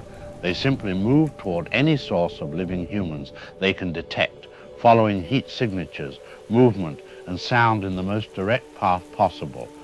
What makes them so effective isn't intelligence. It's their complete lack of self-preservation instincts combined with their relentless persistence. They don't retreat when faced with resistance. They don't feel pain or fear, and they never stop pursuing a target once they've detected it. When they appear to be coordinating attacks, it's simply because they're all being drawn to the same stimulus, like moths to a flame, converging on areas where they detect signs of living humans. So they're essentially just following basic biological drives, like predators tracking prey, but without any of the intelligence that would normally go with that kind of hunting behavior? Exactly, Ben. They're operating on the most primitive level of biological function, driven by an overwhelming compulsion to seek out and consume living tissue. There's no strategic thinking, no planning, no adaptation to circumstances. They simply detect living humans through heat, movement, and sound, then pursue those targets in the most direct path possible until they either reach them or are physically incapable of continuing. What makes them so dangerous isn't intelligence, it's their complete indifference to damage and their inability to be deterred by pain, fear, or exhaustion. They'll walk into gunfire, through fire, over cliffs, because they have no survival instincts beyond the drive to feed. And when dozens or hundreds of them are all being drawn to the same location by the same stimuli, it creates the appearance of coordinated behavior when it's really just parallel responses to identical triggers. Dr. Foster, I have to ask you directly. Based on everything you've observed and studied, do you believe we're dealing with some kind of natural phenomenon, or are we looking at something that falls outside the boundaries of what science considers possible? Ben, 3 weeks ago, I would have said that everything in the universe operates according to natural laws that we can eventually understand and explain through scientific method. But the evidence we've collected doesn't fit into any natural framework. Dead tissue doesn't repair itself. Non-functioning brains don't process information, and decomposed bodies don't maintain motor function for extended periods. Yet we're documenting all of these impossible phenomena simultaneously across the globe. I think we're being forced to confront the possibility that there are aspects of existence, forms of energy or biological processes that operate according to principles we don't understand and may not be capable of understanding using conventional scientific methods. Whether you want to call that supernatural or simply a form of natural law that we haven't discovered yet, the end result is the same. We're dealing with reanimated corpses that are driven by nothing more than hunger, and their mindless persistence makes them more dangerous than any intelligent predator could ever be. What should people know about protecting themselves? Based on your research, what are the most important survival factors? The most critical thing people need to understand is that traditional human defense strategies don't work against this threat. These things don't think like humans, they don't react like humans, and they don't have human limitations. They never get tired, they never give up, they never feel fear or pain or doubt. They will pursue a target for days or weeks if necessary, and they seem to have perfect memory for locations where they've detected living humans. The only effective defense is complete avoidance. Don't engage them in combat unless you have no choice, because even if you win the immediate encounter, the sound of gunfire and the scent of blood will draw hundreds more from the surrounding area. Find isolated locations far from major population centers. Maintain absolute noise discipline, and remember that they seem to be drawn to any sign of normal human activity, electrical systems, vehicle engines, even cooking smoke. Do you think there's any hope for finding a solution to this crisis? Any possibility of developing some kind of treatment or countermeasure? I wish I could give you some hope, but based on everything we've observed, I don't think this is a problem that can be solved through medical intervention or military force. We're not dealing with a disease that can be cured or an enemy that can be defeated through conventional means.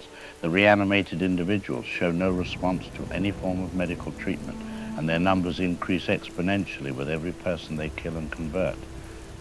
What we're witnessing may be the end of human civilization as we've known it.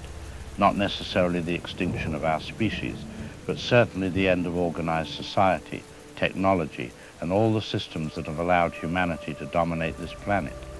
The survivors will be those who can adapt to living like our ancestors did thousands of years ago, in small isolated groups, always moving, always hiding, always remembering that they are no longer the dominant species on Earth. Jesus, Doctor. That's not exactly the hopeful message I was hoping to end on, but I appreciate your honesty.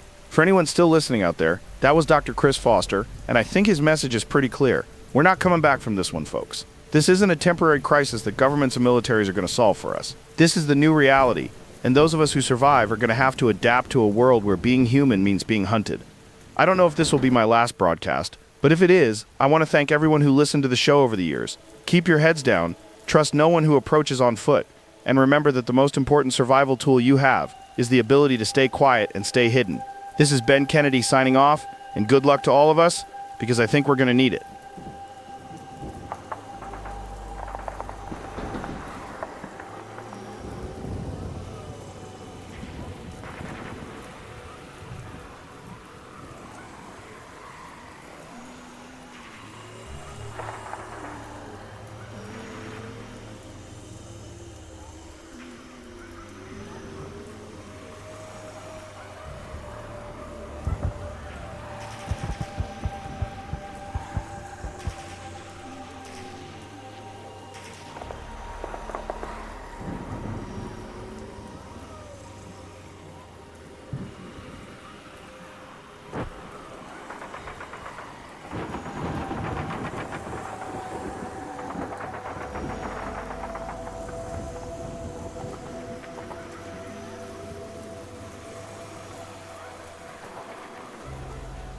This is Johnny Rhodes broadcasting from what may be one of the last operational news facilities in the continental United States. Military commanders across the affected regions are reporting complete tactical breakdown as standard warfare doctrine proves utterly inadequate against an enemy that cannot be deterred, demoralized, or stopped through conventional means. The ghoul hordes now number in the hundreds of thousands, advancing across the landscape in endless waves that absorb massive amounts of firepower without any reduction in their relentless forward momentum. Pentagon sources who are still able to transmit describe combat scenarios that violate every principle of military engagement, where enemy forces show no response to casualties, no tactical retreat under fire, and no apparent limit to their willingness to sustain losses while advancing toward military positions.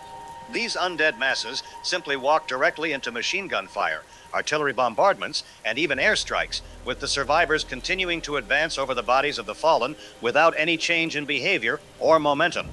We now go to Dr. Chris Foster, who has been analyzing the biological mechanisms that drive these reanimated individuals. Thank you, Johnny. What we're documenting represents a complete violation of every biological principle that governs living organisms. These reanimated individuals are driven by what can only be described as pure instinctual hunger, a biological imperative that operates independently of pain, fear, exhaustion, or any form of self-preservation. They detect living humans through a combination of body heat detection and response to movement, then pursue those targets with mechanical persistence that never diminishes, regardless of obstacles or resistance they encounter. Most disturbing from a military standpoint is their complete immunity to psychological warfare tactics. They show no response to loud noises, bright lights, or any other stimuli designed to disorient or intimidate enemy forces. They cannot be frightened, confused, or deterred through any conventional means because they operate on a level of consciousness that doesn't include higher brain functions like fear or reasoning. The reanimated individuals demonstrate remarkable durability, continuing to function and pursue targets despite injuries that would immediately incapacitate or kill any living organism. We've documented cases of individuals continuing aggressive pursuit behavior with massive trauma to limbs, torso, and even partial decapitation, as long as the brainstem and upper cervical spine remain intact. Only complete destruction of the brainstem terminates their motor function, and even then, the process requires significant physical trauma that completely severs the connection between brain and spinal cord. From a tactical perspective, this means that every engagement requires precision shooting under combat conditions, with each shot needing to achieve immediate neurological incapacitation or being completely wasted. Military units report that even experienced marksmen achieve hit rates of less than 25% when forced to make rapid headshots against moving targets while under the psychological stress of being surrounded by advancing hordes that show no fear of death. Dr. Foster, you're describing an enemy that essentially cannot be stopped through conventional military tactics. What does this mean for organized military resistance? Traditional military doctrine is based on the assumption that enemy forces will respond rationally to casualties, will seek cover when under fire, and will eventually retreat or surrender when faced with overwhelming force. But these reanimated individuals violate every assumption that military tactics are built upon. They advance directly toward the source of gunfire, they show no instinct for self-preservation, and they continue attacking until they are physically incapable of movement. This creates a situation where military units expend enormous amounts of ammunition for minimal tactical effect, because missing the target by even a few inches means the shot accomplishes nothing while the target continues its relentless advance. The psychological effect on soldiers is devastating, watching hundreds of rounds disappear into advancing figures that continue moving despite massive visible trauma to their bodies. Thank you, Doctor. Let's go live now to Frank Redfield at Camp Pendleton. Frank, what can you tell us? Johnny, I'm reporting from the ruins of what was Camp Pendleton, where we're witnessing the aftermath of what may be the most devastating defeat in modern American military history. The base, which housed over 15,000 Marines and support personnel, was completely overrun in less than 18 hours by the hordes that military intelligence estimates numbered in the hundreds of thousands. Colonel Patricia Kane, one of fewer than 200 survivors evacuated from the base, describes a defensive collapse that began when ammunition supplies were exhausted after only 6 hours of continuous engagement. Conventional firepower proved almost useless against the attackers, leaving troops with no choice but to attempt precision shots to a target area less than 8 inches in diameter while under extreme combat stress. Colonel Kane reports that the hordes approached the base perimeter in waves that stretched beyond the horizon, advancing as a living wall, soaking up round after round while never breaking its steady pace. Machine gun positions that should have been able to hold defensive lines for days were overrun within hours as gunners discovered that suppressive fire had no effect on attackers who walked directly into the gunfire without seeking cover or changing direction. Most devastating to morale was the discovery that fallen Marines were reanimating within hours and joining the attacking force, creating a situation where every casualty on the defensive side became a new attacker.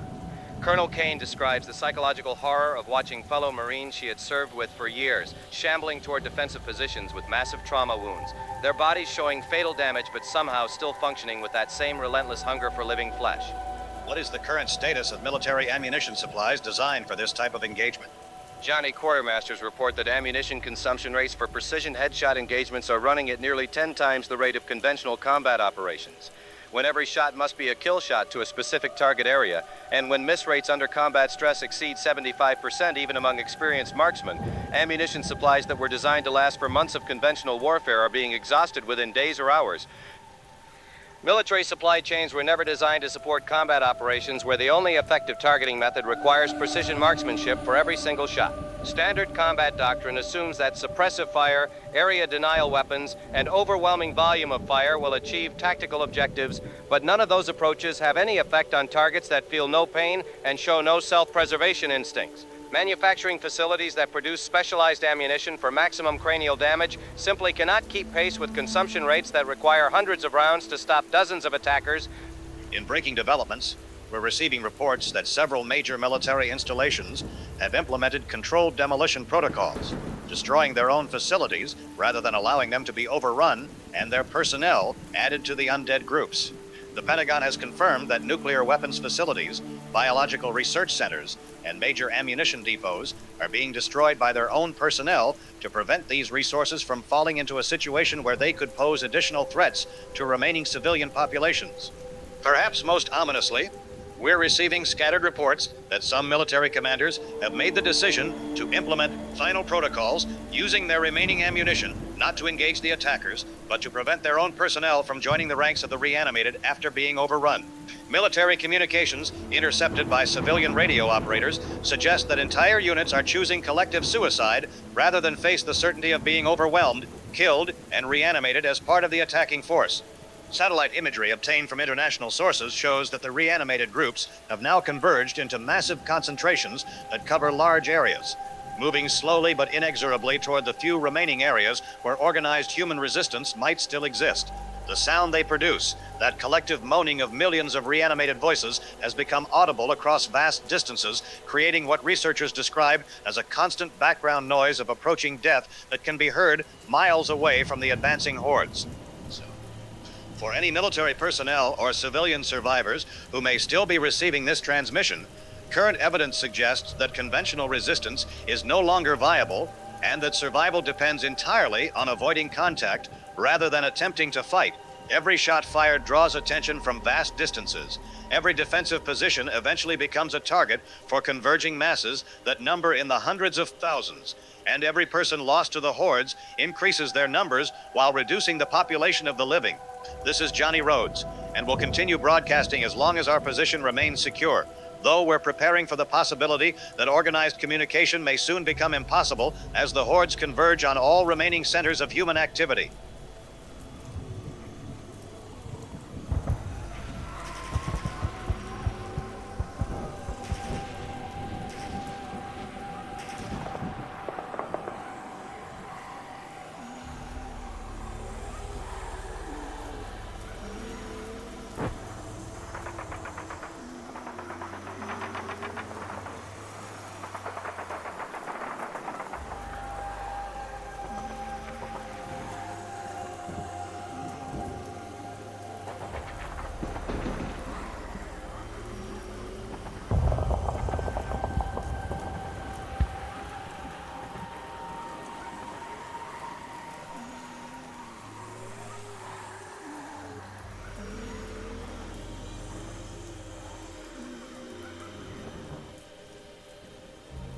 All right, people, this is Don Romero broadcasting from an undisclosed location, and if you're still alive to hear this, you need to understand that what's happening to our world isn't some random biological disaster or pharmaceutical accident like I told you before. I've been digging deeper into the timeline, cross-referencing global events, and the truth is far more terrifying than corporate cover-ups or government incompetence. We're dealing with the consequences of scientific arrogance on a scale that threatens the very fabric of reality itself. The Large Hadron Collider at CERN, that massive particle accelerator buried beneath the Swiss-French border, has been conducting experiments that have literally torn holes in the dimensional barriers that separate our world from realms that should never have been accessed by human science. 3 weeks before the first documented reanimation events, CERN scientists achieved record-breaking energy levels in their particle collision experiments, smashing protons together at energies that created brief but catastrophic disruptions in what they call the quantum foam that underlies physical reality. Here's what the mainstream scientific community doesn't want you to know, folks. When you accelerate subatomic particles to near light speed and smash them together with that much energy, you're not just studying particle physics, you're actually creating microscopic black holes and dimensional fractures that affect the fundamental forces that govern life and death. The electromagnetic fields generated by these experiments have disrupted the natural barriers between our dimension and what can only be described as a realm of eternal hunger, a place where consciousness exists without the constraints of living tissue or normal biological processes. Every major reanimation event has occurred in areas where the Earth's magnetic field shows abnormal fluctuations consistent with dimensional disturbance, and if you plot the geographic distribution of outbreaks against magnetic field anomaly data, the correlation is absolutely undeniable. CERN's experiments have essentially opened doorways that allow predatory consciousness from other dimensions to inhabit dead human tissue, turning our own deceased into vessels for something that views living humans as nothing more than food. But here's the most damning evidence of scientific conspiracy, people. CERN researchers published papers describing theoretical risks of dimensional breach scenarios over 6 months ago, warning that high-energy particle collisions could potentially affect what they called the fundamental constants that govern biological death. They knew this was possible, they calculated the risks, and they proceeded with the experiments anyway because they were more interested in making scientific history than protecting human civilization. Government officials at the highest levels were briefed on these theoretical risks, and instead of shutting down the program, they classified the information and allowed the experiments to continue because they thought they could contain and control any unintended consequences. Military advisors saw the potential for weaponizing dimensional breach technology, imagining armies that couldn't be killed because they were already dead, soldiers powered by extra-dimensional hunger that would never retreat or surrender. The reason traditional military tactics are completely useless against these reanimated hordes is because they're not really human anymore, folks. They're inhabited by consciousnesses from a dimension where physical pain and damage have no meaning, where the concept of self-preservation doesn't exist because death isn't possible in their native realm. They inhabit dead human bodies like vehicles, driven by an overwhelming compulsion to consume living tissue because that's the only way they can maintain their connection to our physical reality. But they're not thinking or planning, people. These entities operate on pure instinct, mindlessly shambling toward any source of living human flesh without any strategic awareness or tactical thinking. And here's the truly terrifying part. Every person they kill and consume becomes a new anchor point for more extra-dimensional consciousness to enter our world. Each reanimation opens the dimensional barriers a little wider, making it easier for more of these hungry entities to cross over and inhabit the growing population of the dead. We're not just dealing with a spreading infection, we're witnessing an interdimensional invasion that feeds on itself and grows exponentially with every victim, but it's driven by mindless hunger rather than any form of intelligent conquest. The electromagnetic disruption caused by CERN's experiments has also interfered with electronic communication systems, which is why government and military communications networks have been failing systematically as the crisis spreads. The dimensional fractures create interference patterns that make coordinated response impossible, ensuring that human resistance remains fragmented and ineffective while the extra-dimensional entities establish their foothold in our reality. For anyone still listening, understand that we're not dealing with a problem that can be solved through medical science or military force. The scientific establishment has opened doorways that should never have been opened, and now we're facing the consequences of humanity's arrogance in thinking we could manipulate forces beyond our understanding without facing catastrophic blowback. The only hope for survival is to get as far as possible from any areas with electromagnetic anomalies, find locations where the dimensional barriers remain stable, and pray that the extra-dimensional entities eventually exhaust their ability to maintain connection to our physical realm. This is Don Romero, and if there's anyone left with the authority to shut down CERN's particle accelerator, do it now before these dimensional fractures become permanent and our world becomes a feeding ground for entities that view human consciousness as nothing more than prey.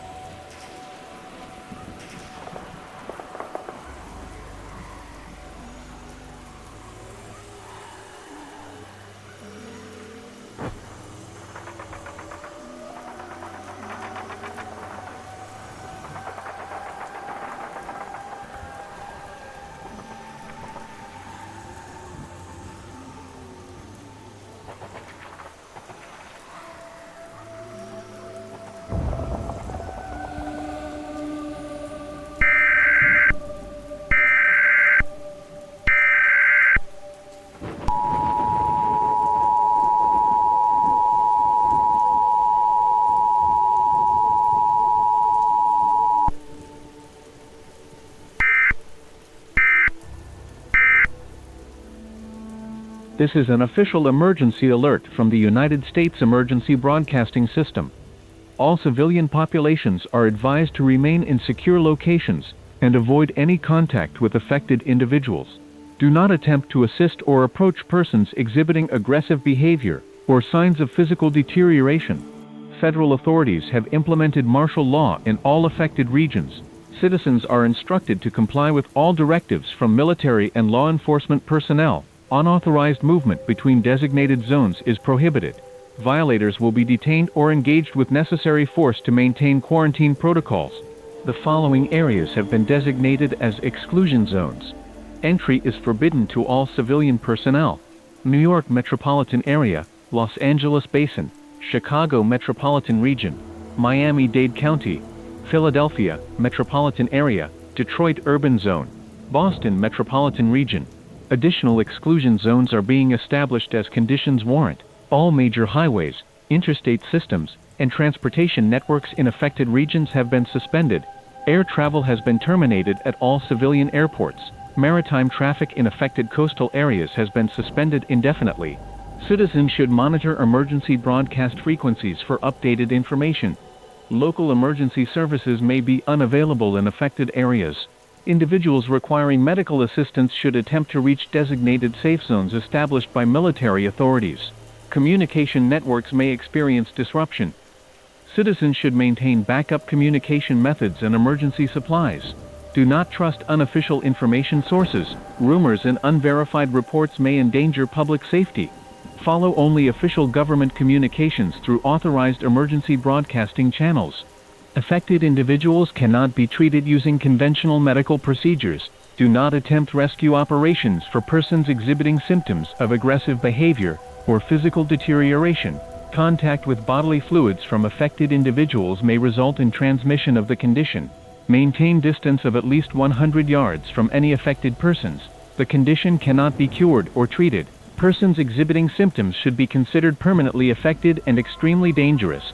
Standard first aid and medical intervention are ineffective and may result in transmission to medical personnel. Government operations continue from secure facilities. Federal leadership remains operational and is coordinating response efforts with international authorities. Essential services will be maintained where possible. Food and medical supply distribution will be managed through military channels. This emergency alert system will continue broadcasting critical information as long as transmission facilities remain operational. Citizens should remain vigilant for updated instructions and emergency information. Compliance with all federal directives is mandatory for public safety. Repeat. This is an official emergency alert from the United States Emergency Broadcasting System. All civilian populations are advised to remain in secure locations and avoid any contact with affected individuals. Federal authorities have implemented martial law in all affected regions. Government operations continue from secure facilities. This message will repeat.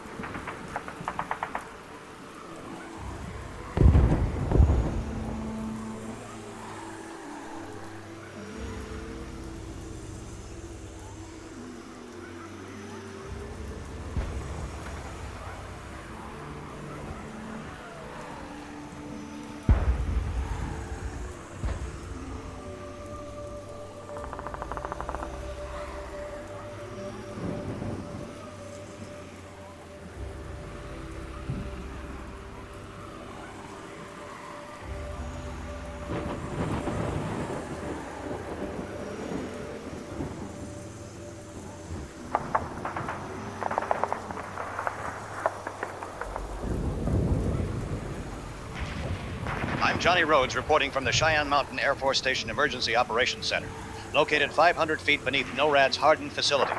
Federal leadership has activated continuity of government protocols during day 20 of this unprecedented national crisis. After the complete collapse of surface-based military installations and the failure of all conventional defense strategies, the President has signed Presidential Policy Directive 40. Essential personnel have been relocated to hardened underground facilities designed to maintain federal government operations during the most extreme threats to national security. The transition to enduring constitutional government status represents an acknowledgement that surface-based resistance to the attacking groups has become tactically impossible.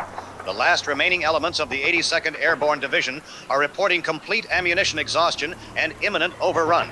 Satellite surveillance estimates the ghoul masses now exceed 10 million nationwide. Communication networks have been re-established through military satellite links and the survivable low-frequency communication system.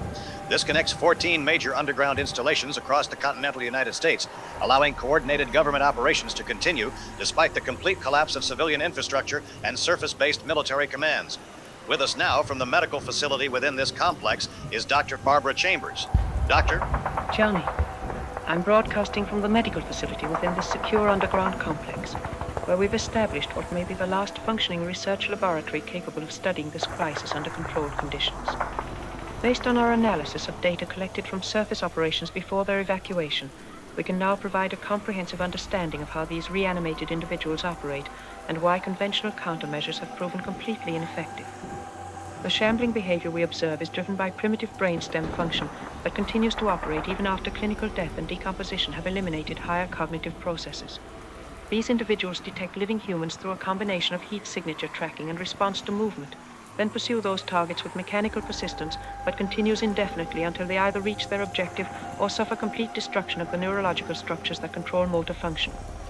Most significantly for our current situation, the reanimated individuals are drawn to any signs of human activity. They respond to sound, vibrations from large groups of people, and the scents carried on air currents from areas where living humans are concentrated. This creates a significant concern for deep underground facilities, as the ventilation systems and surface access points may allow these basic sensory cues to escape, potentially attracting massive numbers of these reanimated figures to converge on our locations. We're implementing strict protocols to minimize any noise, seal unnecessary ventilation outlets, and reduce surface activity that might draw attention to this facility. However, the sheer numbers of reanimated individuals now moving across the surface create the possibility that even the most secure underground installations could face pressure from accumulated masses that exceed the structural limits of our protective barriers. Dr. Chambers, what can you tell us about the current threat level to this facility? The threat level is severe and escalating rapidly. Based on our monitoring systems, we're detecting massive concentrations of reanimated individuals approaching this facility from multiple directions. They appear to be drawn by the sounds of our ventilation systems, the vibrations from our generator operations, and possibly scents carried by air currents from our surface access points. What's particularly concerning is the rate at which they're accumulating around our perimeter. Our surface monitoring equipment shows thousands arriving hourly, creating an ever-increasing pressure against our exterior barriers.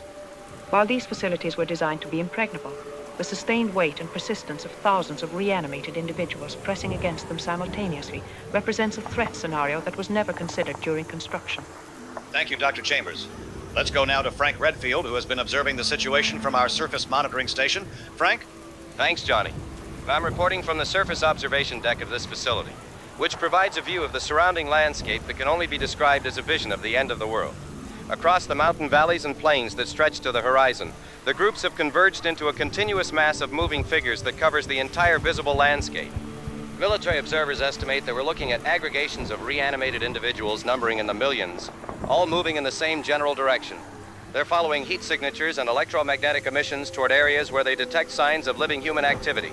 The sound produced by these massive concentrations is unlike anything in human experience, Johnny. That collective moaning and shuffling of millions of reanimated voices creates a constant background noise that can be heard even through the reinforced barriers of this underground facility. Frank, what's the current status of the barrier systems protecting this installation? Johnny, that's our most immediate concern right now. This facility was designed to withstand nuclear attack, electromagnetic pulse, and conventional military assault. But it was never engineered to handle the sustained pressure of hundreds of thousands of bodies pressing against its exterior barriers simultaneously. The blast doors and reinforced concrete structures are beginning to show hairline fractures from the accumulated weight and constant pressure of the ghoul masses outside. Engineering personnel report that we can hear the constant scraping and pounding of countless hands and bodies against the barriers. It's a sound that continues 24 hours a day without any reduction in intensity. Structural analysis indicates that even the most robust military engineering cannot indefinitely withstand the physics of millions of reanimated individuals pressing against defensive barriers with relentless persistence that never diminishes. Back to you, Johnny. We're now joined by Deputy Secretary of Homeland Security Ryan Kane. Deputy Secretary Kane. Thank you, Johnny.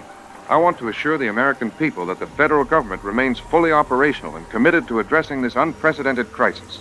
We have the best people, the most dedicated scientists and military experts working around the clock in secure facilities to develop comprehensive strategies for dealing with this situation. These underground command centers represent the finest in American engineering and technology, designed specifically to maintain essential government functions during the most extreme circumstances imaginable. We're coordinating closely with similar facilities around the world, sharing critical information and resources with our international partners who are facing comparable challenges in their regions. While the situation on the surface presents significant challenges, we're confident that American ingenuity and determination will ultimately prevail over this crisis, just as we've overcome every major challenge in our nation's history. We're asking for the patience and cooperation of any surviving citizens as we work to implement comprehensive solutions that will restore order and security to our great nation. Thank you, Deputy Secretary Kane. In related developments, communication with other underground government facilities has become increasingly sporadic over the past 48 hours, with several major installations failing to respond to scheduled check-in protocols. The most recent status reports from functioning facilities describe identical situations, with massive accumulations of the creatures converging on their locations and applying sustained pressure to defensive barriers that were never designed to handle this type of persistent siege warfare. Perhaps most troubling, facilities that have lost communication appear to have failed suddenly and completely, suggesting that when defensive barriers are finally compromised, the resulting breach allows rapid infiltration by enormous numbers of reanimated individuals that overwhelm personnel before effective countermeasures can be implemented. These deep underground facilities represent the pinnacle of human engineering and military science. Yet they may prove to be nothing more than elaborate tombs if the hordes succeed in breaching barriers that separate us from the ocean of death that now covers the surface world. For any survivors who may still be receiving this transmission, understand that even the most advanced human technology and the most secure installations ever constructed are proving inadequate against an enemy that operates outside all conventional parameters of threat assessment. We will continue broadcasting as long as our systems remain operational, but we're preparing for the possibility that this may be among the final communications from organized human civilization. This is Johnny Rhodes, reporting from 500 feet below the surface of a world that may no longer belong to the living.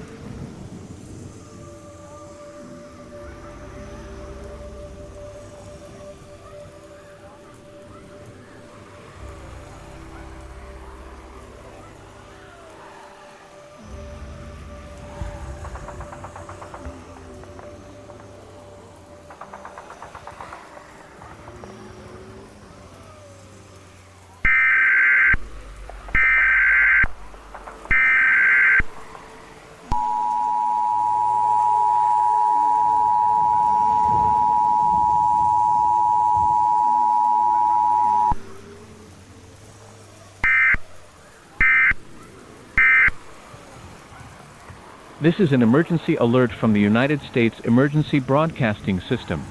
All civilian populations are advised to remain in secure locations and avoid contact with affected individuals. Do not attempt to assist or approach persons exhibiting aggressive behavior or signs of physical deterioration. Federal authorities have implemented martial law in all affected regions. Citizens are instructed to comply with all directives from military and law enforcement personnel. Unauthorized movement between designated zones is prohibited. Violators will be detained or engaged with necessary force to maintain quarantine protocols. The following areas have been designated as exclusion zones. Entry is forbidden to all civilian personnel. New York Metropolitan Area, Los Angeles Basin, Chicago Metropolitan Region, Miami-Dade County, Philadelphia Metropolitan Area, Detroit Urban Zone, Boston metropolitan region. Additional exclusion zones are being established as conditions warrant. All major highways, interstate systems, and transportation networks in affected regions have been suspended. Air travel has been terminated at all civilian airports. Maritime traffic in affected coastal areas has been suspended indefinitely.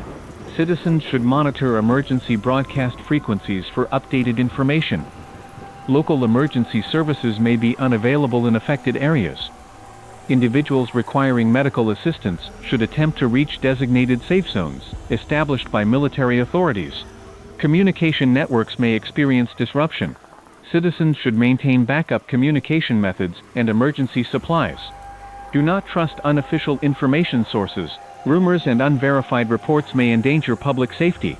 Follow only official government communications through authorized emergency broadcasting channels. Affected individuals cannot be treated using conventional medical procedures. Do not attempt rescue operations for persons exhibiting symptoms of aggressive behavior or physical deterioration. Contact with bodily fluids from affected individuals may result in transmission of the condition. Maintain distance of at least 100 yards from any affected persons. Persons exhibiting symptoms should be considered permanently affected and extremely dangerous. Standard first aid and medical intervention are ineffective and may result in transmission to medical personnel. Government operations continue from secure facilities. Federal leadership remains operational and is coordinating response efforts with international authorities. Essential services will be maintained where possible.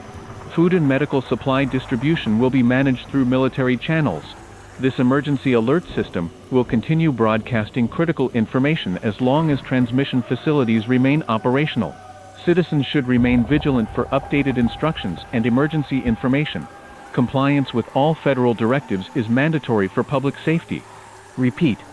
This is an emergency alert from the United States Emergency Broadcasting System. All civilian populations are advised to remain in secure locations and avoid contact with affected individuals. Federal authorities have implemented martial law in all affected regions. Government operations continue from secure facilities. This message will repeat.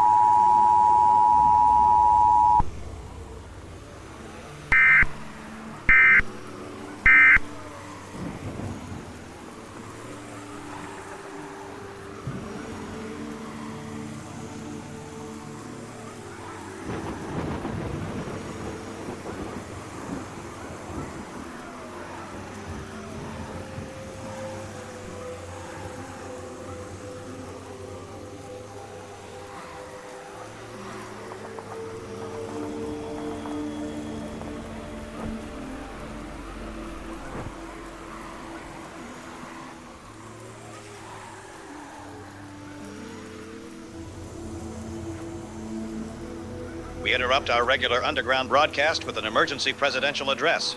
President Albert Wesker will be speaking to the nation from the Secure Command Facility here at Cheyenne Mountain, marking his first comprehensive statement since the complete collapse of surface-based government operations and the systematic failure of military resistance efforts. This address comes as communication with other underground government facilities has become increasingly sporadic, and as reports indicate that the undead hordes have converged on major population centers in numbers that exceed all previous estimates. The President is expected to address the current crisis management strategy and provide guidance for any surviving American citizens. We now take you to the Emergency Command Center. Ladies and gentlemen, the President of the United States.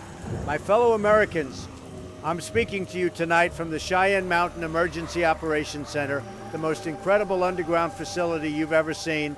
And I have to tell you, this is not fake news anymore. We're now on day 21 of what started as the Millfield event. And it's much worse than I thought it would be. Much, much worse. Remember when I talked about those zombie movies? Night of the Living Dead, Dawn of the Dead, fantastic movies, really fantastic, but this makes those movies look like Disney films. This is like if you took The Walking Dead and made it 1,000 times worse. I have to be honest with the American people because you deserve the truth. Not the fake news version, but the real truth. These aren't drug addicts. These aren't people having mental health episodes. These are dead people, literally dead people who got up and started eating the living. I know how crazy that sounds. Believe me, I thought the generals from Northcom were pulling my leg when they first briefed me on Conplane 888 Eat. But I've seen the satellite footage, I've seen the after-action reports, and it's exactly like those horror movies, except it's happening to real Americans in real American cities. The numbers are incredible, folks. Absolutely incredible. We're talking about millions, maybe tens of millions of these walking dead people, and they're everywhere, everywhere. It's like that movie World War Z, you know, the one with Brad Pitt. Great actor, by the way, but instead of running fast like in that movie, these ones just keep walking and walking and they never stop. And every person they bite becomes one of them, so the numbers just keep getting bigger and bigger. Our military, the greatest military in the history of the world, has fought these things with everything we have, everything. But you can't fight an enemy that doesn't care if you shoot them in the chest, doesn't care if you blow their arms off, doesn't care about anything except eating people. You have to shoot them in the head, every single one, and when there are millions of them, well, you can do the math. So we've had to make some very tough decisions, the toughest decisions any president has ever made. We've moved the government underground, way underground, to these amazing facilities that are like something out of a science fiction movie. Deep Impact. You ever see that one? Great movie. Morgan Freeman was tremendous in it. Not as good as me, but still great. But our bunkers are even more impressive than what they had in that movie. The best engineering, the best technology, designed to protect America's leadership during the worst possible scenarios. And let me tell you, this is definitely the worst possible scenario. This is worse than nuclear war, worse than anything we ever planned for, because at least with nuclear war, the enemy doesn't keep getting bigger every time they win a battle. Now, I know what some of you are thinking. You're thinking this is like one of those conspiracy movies where the government caused the problem, Resident Evil, you know that one? Great action sequences, Mila Jovovich, very talented actress, but let me be very clear. This administration had nothing to do with causing this disaster, nothing. We inherited a lot of problems from the previous administration, but this isn't one of them. This is something that happened to us, not something we did, and we're working harder than anyone has ever worked to find solutions. I've got the most brilliant scientists, people who are much smarter than the scientists in those movies, working around the clock to figure out how to stop this thing. They're studying it, they're analyzing it, and they're going to come up with answers because that's what Americans do. We solve problems. For any Americans who are still out there, still alive, still fighting, I want you to know that your president hasn't given up on you. We're not like those politicians in the disaster movies who run away and leave everyone behind.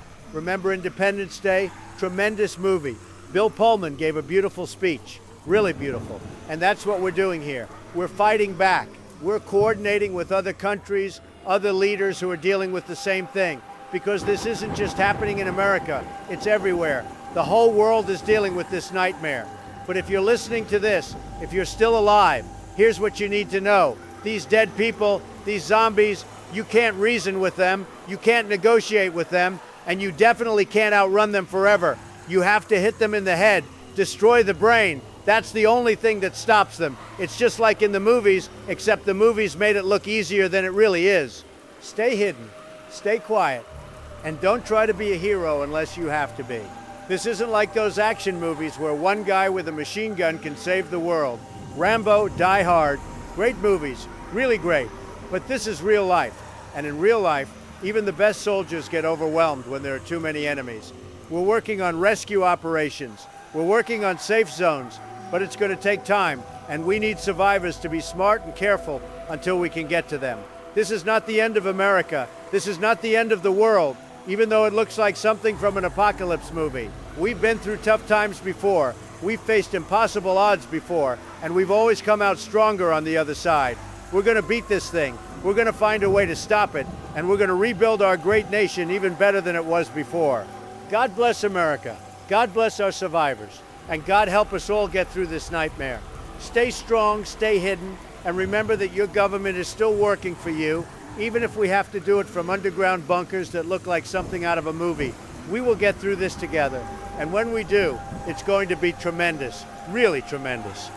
That was President Albert Wesker addressing the nation from the Secure Command Facility here at Cheyenne Mountain.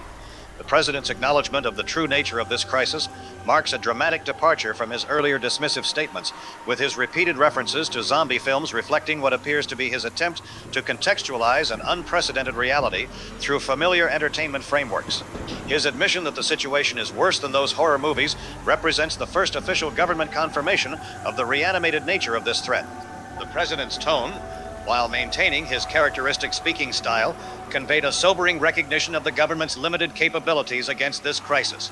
His emphasis on underground operations and international coordination suggests that surface-based governance has been permanently abandoned, with leadership acknowledging that conventional government functions may no longer be viable in the current environment.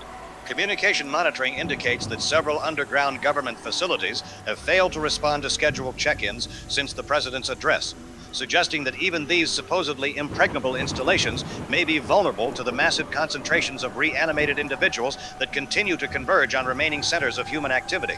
We'll continue monitoring government communications and providing updates as long as our systems remain operational, though the president's acknowledgement of the crisis severity suggests that organized government broadcasts may become increasingly unreliable as this situation continues to deteriorate.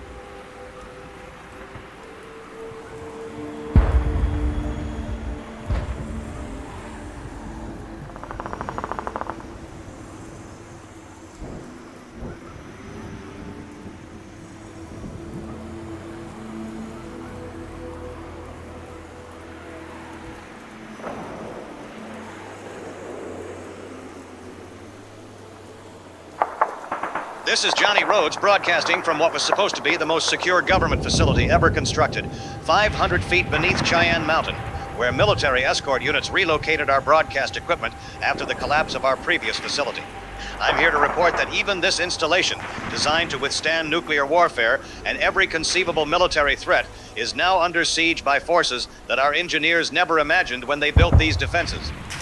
For the past 18 hours, hundreds of thousands of Walking Dead figures have converged on this location, drawn by something we don't yet understand about our underground operations, creating a concentration of reanimated individuals that covers the mountainside that extends beyond the horizon. The sound they produce, that collective moaning and scratching, has become a constant background noise that penetrates even the deepest levels of this facility. A reminder that we're surrounded by an ocean of hunger that presses against our barriers with the accumulated weight of hundreds of thousands of bodies. Engineering personnel report that the blast doors and reinforced concrete structures are showing stress fractures from sustained pressure that exceeds all design specifications, with hairline cracks beginning to appear in barriers that were built to withstand the most extreme military attacks imaginable. We're joined now by Dr. Chris Foster. Doctor? Johnny, I need to report that our worst fears about the detection capabilities of these reanimated individuals are being confirmed in the most catastrophic way possible. Whatever allows them to sense our presence here, it's led the undead hordes from hundreds of miles away to converge on this exact location.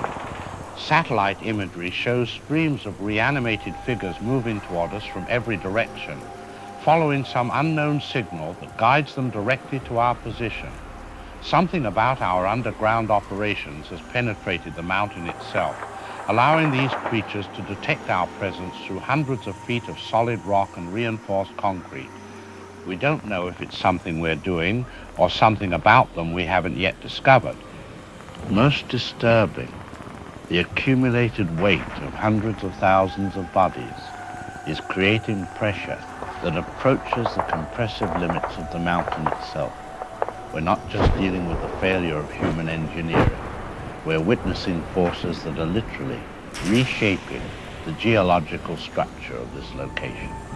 The constant pressure and vibration from the vast number of reanimated individuals is causing microfractures in the bedrock, creating pathways for water infiltration and structural instability that threatens the integrity of the entire mountain complex. Engineering analysis indicates that we're facing imminent catastrophic failure of multiple barrier systems simultaneously, with the possibility that when the first major breach occurs, the resulting structural collapse will create cascading failures throughout the entire facility. We're looking at a situation where thousands of shambling figures will pour into this installation like water through a broken dam, overwhelming every compartment and corridor within minutes of the initial breach. Dr. Foster, thank you for that analysis. We're now joined by Deputy Secretary of Homeland Security, Ryan Kane. Deputy Secretary, what contingency plans are being implemented if this facility is compromised? Johnny, I want to assure everyone that we have robust contingency protocols in place for every conceivable scenario. This is the most secure facility ever constructed, representing decades of American engineering excellence. And even though we're facing some unprecedented pressure from outside, we're confident that our defensive systems will maintain their integrity. The engineers are working around the clock, the finest structural engineers in the world, reinforcing the barriers, strengthening any identified weak points, and implementing every possible measure to maintain the security of this installation. We're also coordinating with other secure facilities across the continental United States, sharing information and resources through our hardened communication networks, because that's what Americans do when we face challenges. We work together, we support each other, and we never give up, even when the situation appears difficult. This facility has been designed to protect American leadership through every conceivable crisis, and it's going to continue protecting us through this one as well. Deputy Secretary, with respect, the engineering reports indicate that structural failure may be imminent. What backup plans are in place if evacuation becomes necessary? Well, Johnny, we have comprehensive backup plans, multiple redundant contingency protocols, the most thorough emergency procedures anyone has ever developed. If there were any issues with this facility, which I want to emphasize is highly unlikely, we can relocate essential personnel to other secure locations, other installations that are equally well protected and well hidden. We have facilities that aren't publicly known, classified installations that are so well concealed and so thoroughly protected that they represent the ultimate in security technology. The continuity of government protocols ensure that federal operations will continue regardless of any localized challenges we might face. I'm receiving reports that the blast doors on level 7 have just suffered catastrophic failure. Engineering personnel are reporting that the accumulated pressure from thousands of bodies has exceeded the structural limits of the reinforced barriers, and there are now multiple breach points where the dead are pouring into the facility like a flood that cannot be contained.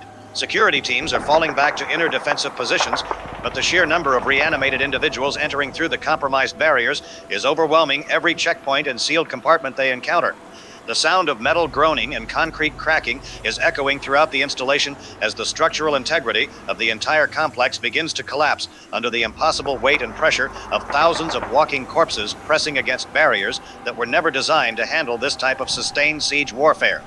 Dr. Foster, what's your assessment of the situation? The cascading failure I warned about is happening exactly as predicted. The initial breach has created pressure relievers causing catastrophic structural collapse throughout multiple levels of the facility. Water mains are rupturing, power conduits are failing, and the life support systems that kept us alive down here are shutting down as dead figures pour through every corridor and ventilation shaft in numbers that make resistance impossible. They're drawn by sound, by movement, by the presence of the living, and once they catch a trace, nothing diverts them. They don't think, they don't plan, they simply keep pressing forward with mechanical persistence that never diminishes. Every sealed compartment, every reinforced door, every last barrier we built to protect ourselves is giving way under the sheer weight of their endless numbers. We're now going to Frank Redfield, who is in the communications center. Frank? Johnny, I'm trapped in the communications center with the last functioning broadcast equipment, and I can hear them in the corridors outside. That constant moaning and shuffling as thousands of dead figures move through the facility. The emergency lighting has failed. The air circulation has stopped, and the only sounds are the groaning of metal and concrete under impossible stress and the approaching footsteps of death itself moving through every level of this installation. Security cameras show corridors packed wall to wall with reanimated individuals, So many that they're pressed together like a solid mass of rotting flesh that flows through the facility like a river of death. Personnel who were caught in the initial breach are now among them. People I've worked with for years, colleagues and friends who died and reanimated within minutes, now stumbling through the halls with the same relentless hunger as all the others. Back to you, Johnny. The facility's final security protocols have been activated, sealing the remaining personnel into isolated compartments. But even these last refuges are showing signs of structural failure as the monster hordes identify and concentrate their pressure on every remaining barrier. Communication with other government facilities has been completely severed, leaving us with no coordination, no backup support, and no confirmation that any other secure installations have survived the convergence of undead hordes that has overwhelmed every defensive position humanity has attempted to establish. For any survivors who may still be receiving this transmission, understand that the most secure facility ever constructed by human engineering has proven inadequate against forces that operate outside every assumption we made about defensive warfare and structural engineering.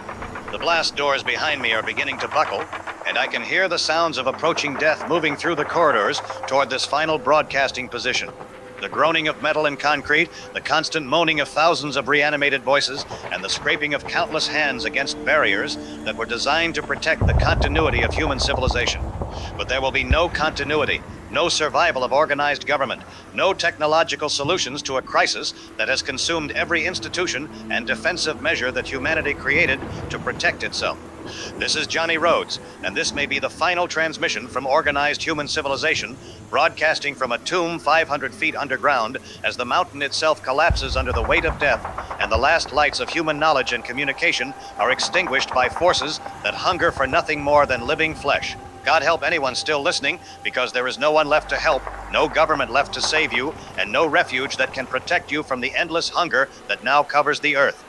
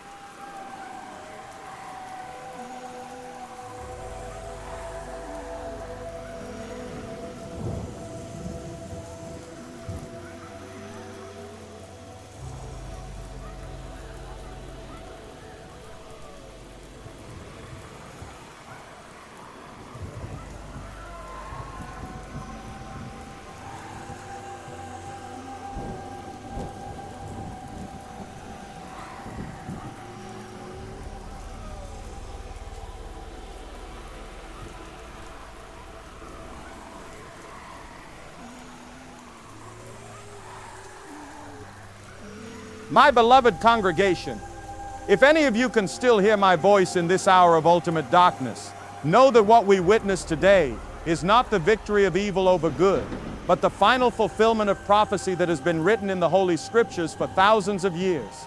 The dead have risen from their graves. The earth has given up its dead, and the very foundations of human civilization have crumbled before forces that no earthly power can resist or comprehend. This is not a failure of divine protection or a defeat of the righteous, but the opening of the final seal of judgment, the last trumpet blast that announces the end of this present age and the beginning of eternity. For it is written in the book of Revelation that in the last days, death and hell shall give up their dead, and every nation shall be judged according to their deeds, and the wicked shall face tribulation such as has never been seen since the beginning of the world. We have lived to see the fulfillment of John's vision on the Isle of Patmos, where he beheld a pale horse whose rider was death, and hell followed with him, and power was given unto them over the fourth part of the earth, to kill with sword, and with hunger, and with death, and with the beasts of the earth. The beasts that now walk among us are not natural creatures, but the instruments of final judgment, the physical manifestation of spiritual death that has consumed a generation that turned away from the light of truth and embraced the darkness of rebellion against the Most High God. Look upon the ruin of all human institutions, all the mighty works of man's hands, all the towers of pride and fortresses of earthly power, and see how they crumble like dust before the inexorable march of divine justice. The governments of this world, with all their weapons and all their wisdom, have proven powerless against the judgment that proceeds from the throne of the Almighty. Their armies are scattered, their strongholds are breached, their leaders cower in caves and holes in the earth, crying out for the mountains and rocks to fall upon them and hide them from the face of him who sits upon the throne and from the wrath of the Lamb. For the great day of his wrath has come, and who shall be able to stand? The kings of the earth, and the great men, and the rich men, and the chief captains, and the mighty men, every bondman and every free man, have hidden themselves in the dens and in the rocks of the mountains, but there is no hiding place from the judgment of the righteous God, who will not be mocked. The walking dead that consume the flesh of the living are not our true enemy, for they are merely the servants of justice, the instruments by which the Lord of hosts executes his final decree upon a world that has filled up the measure of its iniquity. They hunger for flesh because this generation has starved their souls with spiritual death. They know not mercy because mercy has been despised and rejected by those who chose darkness rather than light.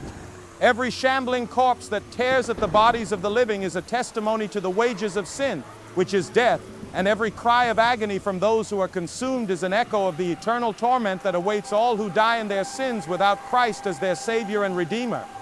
But even in this hour, when the very foundations of the earth are shaken, when the sun is darkened and the moon has become as blood, when the stars fall from heaven like figs shaken from a tree by a mighty wind, even now there is hope for those who call upon the name of the Lord with sincere hearts and genuine repentance. For though the earth passes away and all that is in it, though every work of human hands is consumed by fire and judgment, the word of our God shall stand forever, and his promises to those who trust in his salvation shall never fail. The same Jesus who conquered death and hell, who rose victorious from the tomb and ascended to the right hand of the Father, he is our refuge and our fortress in this day of unprecedented trial, and no weapon formed against us shall prosper if we are hidden in the cleft of the rock of ages. I do not know if any of us shall live to see the physical return of our Savior, for the tribulation that has come upon the earth may consume us all before that glorious day dawns. But I know this with absolute certainty, that neither death nor life, nor angels, nor principalities, nor powers, nor things present, nor things to come, nor height, nor depth, nor any other creature, shall be able to separate us from the love of God which is in Christ Jesus our Lord. If we die in this judgment, we die in the Lord, and blessed are the dead who die in the Lord from henceforth, for they shall rest from their labors, and their works do follow them. If we live unto the Lord, and whether we live or die, we are the Lord's, purchased by his precious blood, and sealed by his Holy Spirit unto the day of redemption. Come quickly, Lord Jesus, and may your kingdom come and your will be done on earth as it is in heaven, for yours is the kingdom and the power and the glory forever and ever. Amen.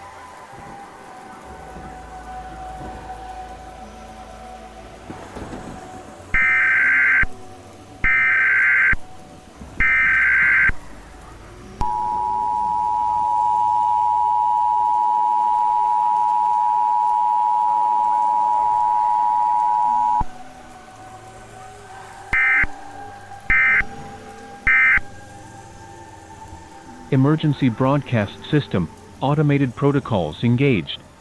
Government facility Alpha 7, broadcasting on all available frequencies.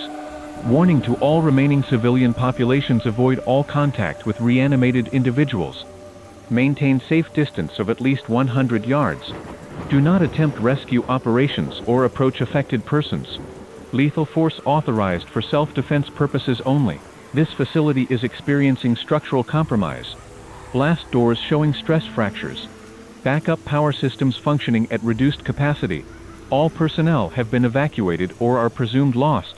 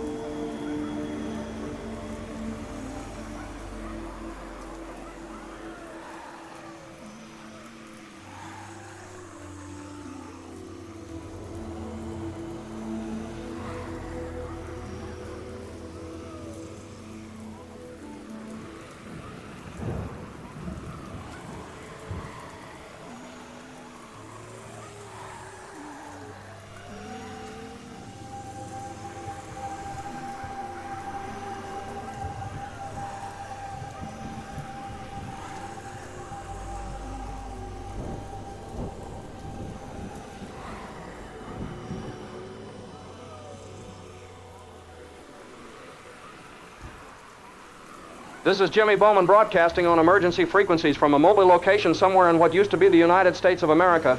For anyone still alive out there, still fighting, still hoping that someone might come to rescue you, I need to tell you the truth that no government official will ever broadcast again. There is no government. There is no military. There is no organized resistance left anywhere on this continent or anywhere else in the world. The ghouls have won. Completely and absolutely. And what we're looking at now is a world where the dead outnumber the living by ratios that make survival a mathematical impossibility. Every major city, every military installation, every government bunker, every place where human beings tried to gather together for mutual protection, all of them have been overrun and consumed by endless waves of reanimated corpses that never tire, never retreat, and never stop searching for living flesh to devour. The surface of the earth is now covered with the undead figures that stretch from horizon to horizon, a carpet of death so thick and so extensive that you can see it from satellite images as a dark mass that moves slowly but relentlessly across entire continents. I've been monitoring radio frequencies for weeks now, listening to the final transmissions from military units, government facilities, and civilian survivors, and they all tell the same story. The sheer numbers make resistance impossible, not because the dead are intelligent or organized, but because they never stop coming, never stop pressing forward, never stop hunting for the scent and sound of living humans. Every structure built by human hands, no matter how strong, no matter how well defended, eventually collapses under the accumulated weight of millions of bodies pressing against it with mindless persistence. Jimmy, this is Lydia Brenner, if anyone remembers me, from the ham radio networks. I'm transmitting from what's left of northern Wisconsin, and I need people to understand what survival looks like in this new world we're living in. The dead aren't our only enemy anymore, because the living humans who are left have turned into something worse than the monsters that hunt us. I've seen groups of survivors who have resorted to cannibalism, not because they're infected or turning into those things, but because they've decided that eating other people is easier than scavenging for food while avoiding the endless hordes that cover every inch of habitable land. Last week I encountered a family, a mother and father with 2 young children, and they tried to kill me so they could feed my body to their kids. Not because they were infected, not because they were turning into those monsters, but because they had made a conscious decision that murdering other survivors was their best chance of staying alive in a world where every other food source has been contaminated or destroyed. The children were crying, begging their parents not to hurt me, but the adults had lost every trace of human decency and moral restraint that separates us from animals. The only reason I was able to escape was because a group of those corpses showed up. While I was running away, I could hear that family screaming as the dead ate them alive. This is Major Franklin Webb, United States Army, broadcasting what may be the final military transmission from North American forces. My unit was tasked with establishing a defensive perimeter around the Great Lakes region, and I'm here to report that mission has failed catastrophically along with every other military objective that was attempted during this crisis. We're looking at horizons covered with dead figures that stretch as far as the eye can see in every direction, numbers so vast that our ammunition supplies were exhausted before we could make any measurable impact on their advance. The walking dead have covered the entire landscape like snow covers a field in winter, except this snow is composed of rotting corpses that never stop moving, never stop searching, never stop hunting for any sign of living human activity. They don't think or plan, they just move mindlessly toward whatever attracts their attention, but there are so many of them that it doesn't matter. Military doctrine has no answers for an enemy that can absorb unlimited casualties without any reduction in combat effectiveness, and civilian populations have no hope of survival when the enemy force outnumbers them by thousands to 1 in every engagement.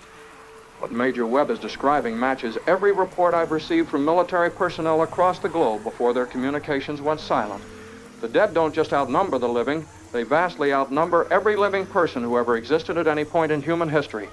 We're not just dealing with people who died during this crisis, but with any corpse still intact enough to move, anyone buried, stored, or left lying wherever the reanimation effect reached them.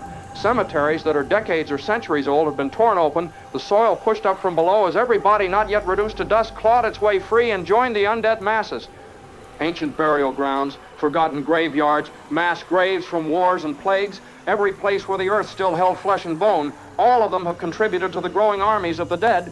Corpses that had not yet rotted to dust, coffins that still held something more than bones, they've all split open as their occupants clawed their way back into the world. The hordes across our world right now include plague pits torn open, soldiers from long-forgotten battlefields, and the unquiet remains of generations past, all of them dragged back from silence by the same blind hunger for living flesh.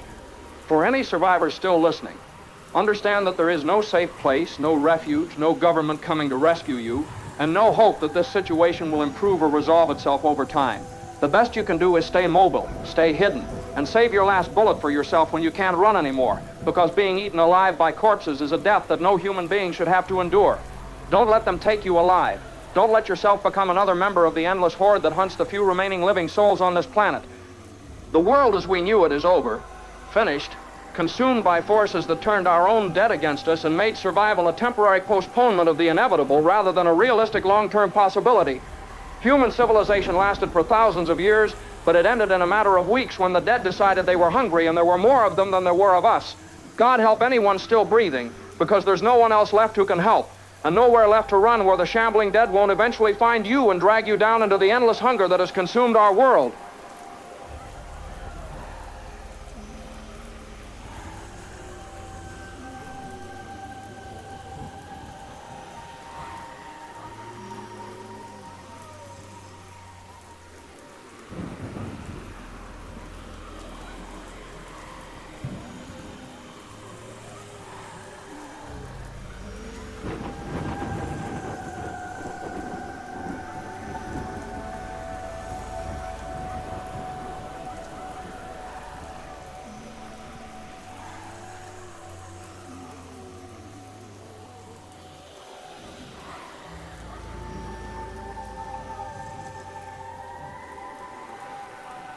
Is anyone out there? Anyone still alive who can hear this transmission? My name is Larry Talbot, and I'm broadcasting from what used to be Denver, Colorado, though I don't think those geographic designations mean anything anymore in a world covered by walking corpses. I've been alone for, God, I've lost track of how long it's been since I've seen another living human being. Days? Weeks? Time doesn't mean anything when you're constantly running, constantly hiding, constantly listening for the sound of shuffling feet. That means they found your hiding place again. I'm surrounded by them, completely surrounded by thousands, maybe tens of thousands of undead figures that press against this building day and night. I can hear them out there right now, moaning and scratching at the walls. And I know it's only a matter of time before they find a way in, or the structure collapses under their weight, like every other building I've tried to shelter in. The infection got me yesterday. Bite wound on my left arm that's turning black and spreading up toward my shoulder. I can feel it moving through my system, that burning sensation in my blood, the fever that comes and goes in waves, and I know what's going to happen to me. I've seen it happen to others, the screaming as their organs dissolve from the inside, the way their bodies convulse as everything human dies and something else takes control. I'm not going to let that happen to me. I'm not going to become one of those mindless things that shamble through the ruins, hunting for living flesh to devour. But before I do what needs to be done, I need someone to know what I've seen out here, what this world has become, what humanity faces in whatever time we have left. The dead aren't just in the cities anymore. They've spread everywhere, covering the landscape like a plague of locusts that consumes everything in its path and leaves nothing but empty ruins and gnawed bones behind. The worst part isn't the walking dead. It's the silence between their moaning. The complete absence of any human sound, any sign of civilization, any indication that our species ever accomplished anything worth preserving. All the cities, all the art, all the music, all the books, all the dreams and hopes and achievements of human civilization, none of it matters anymore because there's no one left to remember it or care about it. We built skyscrapers that touched the clouds. We created technologies that could have taken us to the stars. We wrote symphonies and painted masterpieces and discovered the secrets of the universe. And now it's all just empty buildings where reanimated corpses wander through the ruins looking for flesh to consume. I can feel the infection spreading, the fever getting worse, my vision starting to blur around the edges. I don't want to be just another voice in that endless moaning chorus. Just another mindless thing shuffling through the wreckage of everything we ever built or dreamed of building.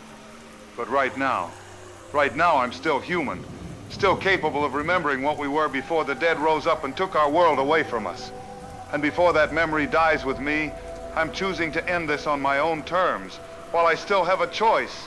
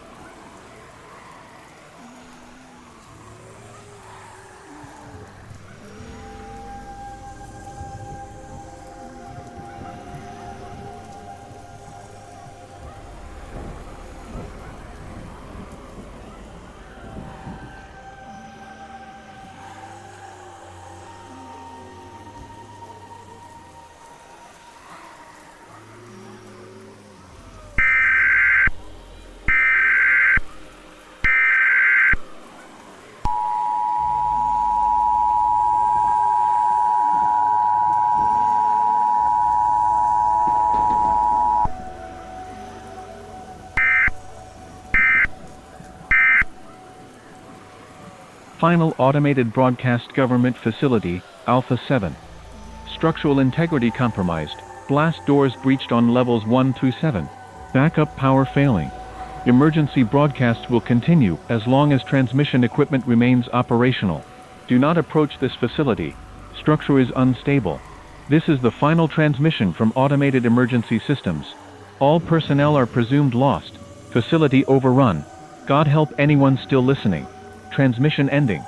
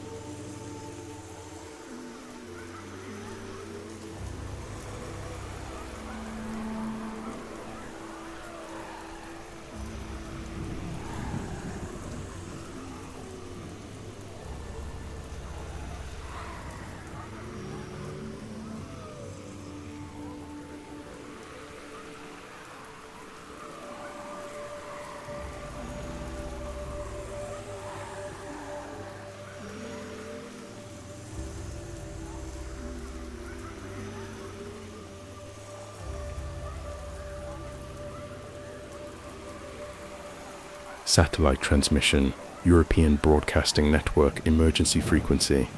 London, Paris, Rome, Berlin, all major European cities overrun by massive concentrations of reanimated individuals, estimated numbers in the millions. Government facilities across the continent have ceased all communications. Military resistance has collapsed.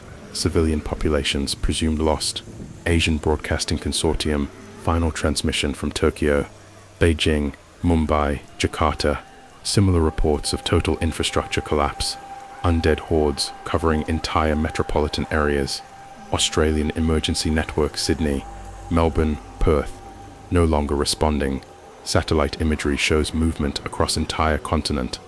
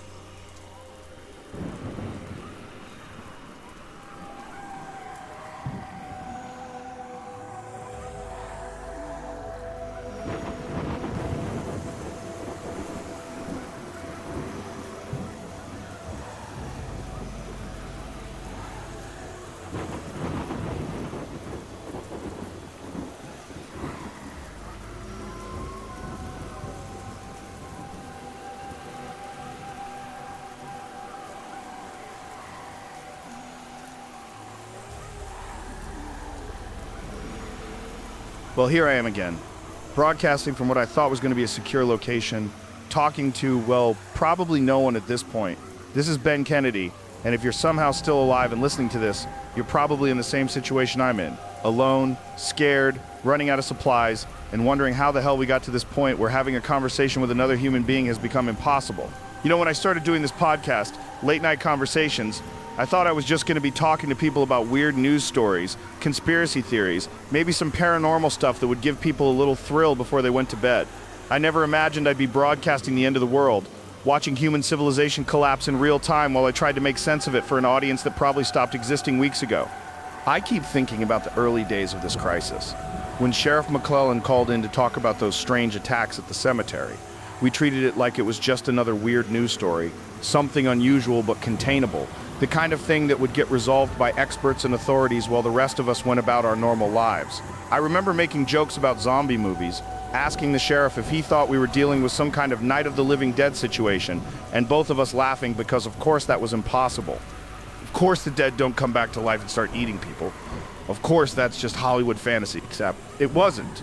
And now I'm sitting here in a boarded up radio station, listening to the sound of thousands of shambling feet outside my windows, knowing that every joke I made, every casual dismissal of the early warning signs, every time I treated this crisis like entertainment instead of the end of everything, all of that was the kind of arrogance that got us all killed. I think about Dr. Foster trying to explain the science behind what was happening, how he struggled to make sense of biological processes that violated everything he'd learned in decades of research. The guy was a brilliant scientist, and I could hear the frustration in his voice as he admitted that conventional medicine had no answers for corpses that got up and walked around looking for living people to eat. He kept trying to find rational explanations, hoping that human knowledge and scientific method could somehow provide solutions to a problem that existed outside the boundaries of natural law, and I kept pushing him for answers, asking the kinds of probing questions that I thought made me a good interviewer, when what I should have been doing was listening to his warnings and getting the hell out of populated areas before it was too late. The conspiracy theorist Don Romero, he was completely wrong about the causes, spinning wild theories about pharmaceutical companies and dimensional fractures that had nothing to do with reality. But he was the only one who seemed to grasp that this could be an extinction-level event when the rest of us were still thinking in terms of manageable problems with logical solutions. Even though his explanations were nonsense, he understood the scale of the threat better than any of the actual experts. Sometimes being paranoid about everything means you're accidentally right about the one thing that really matters. And now here I am, talking to myself at an empty radio station while the world ends outside my barricaded door. The irony isn't lost on me that I spent years having conversations with people all over the world, connecting strangers through the magic of radio waves and shared curiosity about the unknown, and now when I need human contact more than ever, there's no one left to talk to, no one left to share fears with, no one left to find comfort in conversation, no one left to remind me what it means to be human in a world where humanity has become an endangered species. I don't know how much longer this generator is going to keep running, or how much longer my supplies are going to last, or how much longer the dead outside are going to be content to just press against my barriers instead of finding a way through them. What I do know is that when this broadcast ends, when the power finally fails and the microphone goes silent, that'll probably be the end of the last human voice trying to make sense of what happened to our world. So if there's anyone out there, anyone still listening, anyone who remembers what it was like when humans could sit around and have conversations about ideas and dreams and fears without wondering if they were about to be torn apart by reanimated corpses, just know that we tried. We tried to understand. We tried to find solutions. We tried to maintain some kind of connection with each other even as everything fell apart around us. Maybe that's what makes us human, that desire to communicate, to share our thoughts and experiences with others, to find meaning and connection even when everything else becomes meaningless. This is Ben Kennedy, signing off from Late Night Conversations for the last time. Thanks for listening, wherever you are, whenever you were. It's been an honor to share these final moments of human civilization with you. Keep talking to each other if you can. Keep remembering what we were. And maybe someday, somewhere, someone will find a way to bring back the world where conversations like this were possible. Good night, good luck, and goodbye.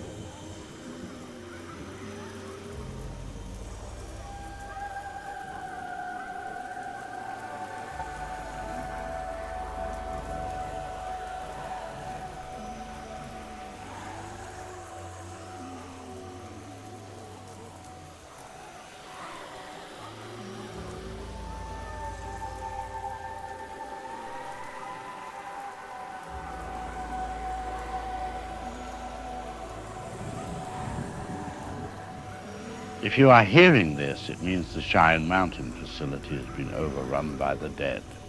This is Dr. Chris Foster recording what I believe will be my final scientific observation regarding the phenomenon that has effectively ended human civilization as we have known it for the past several thousand years.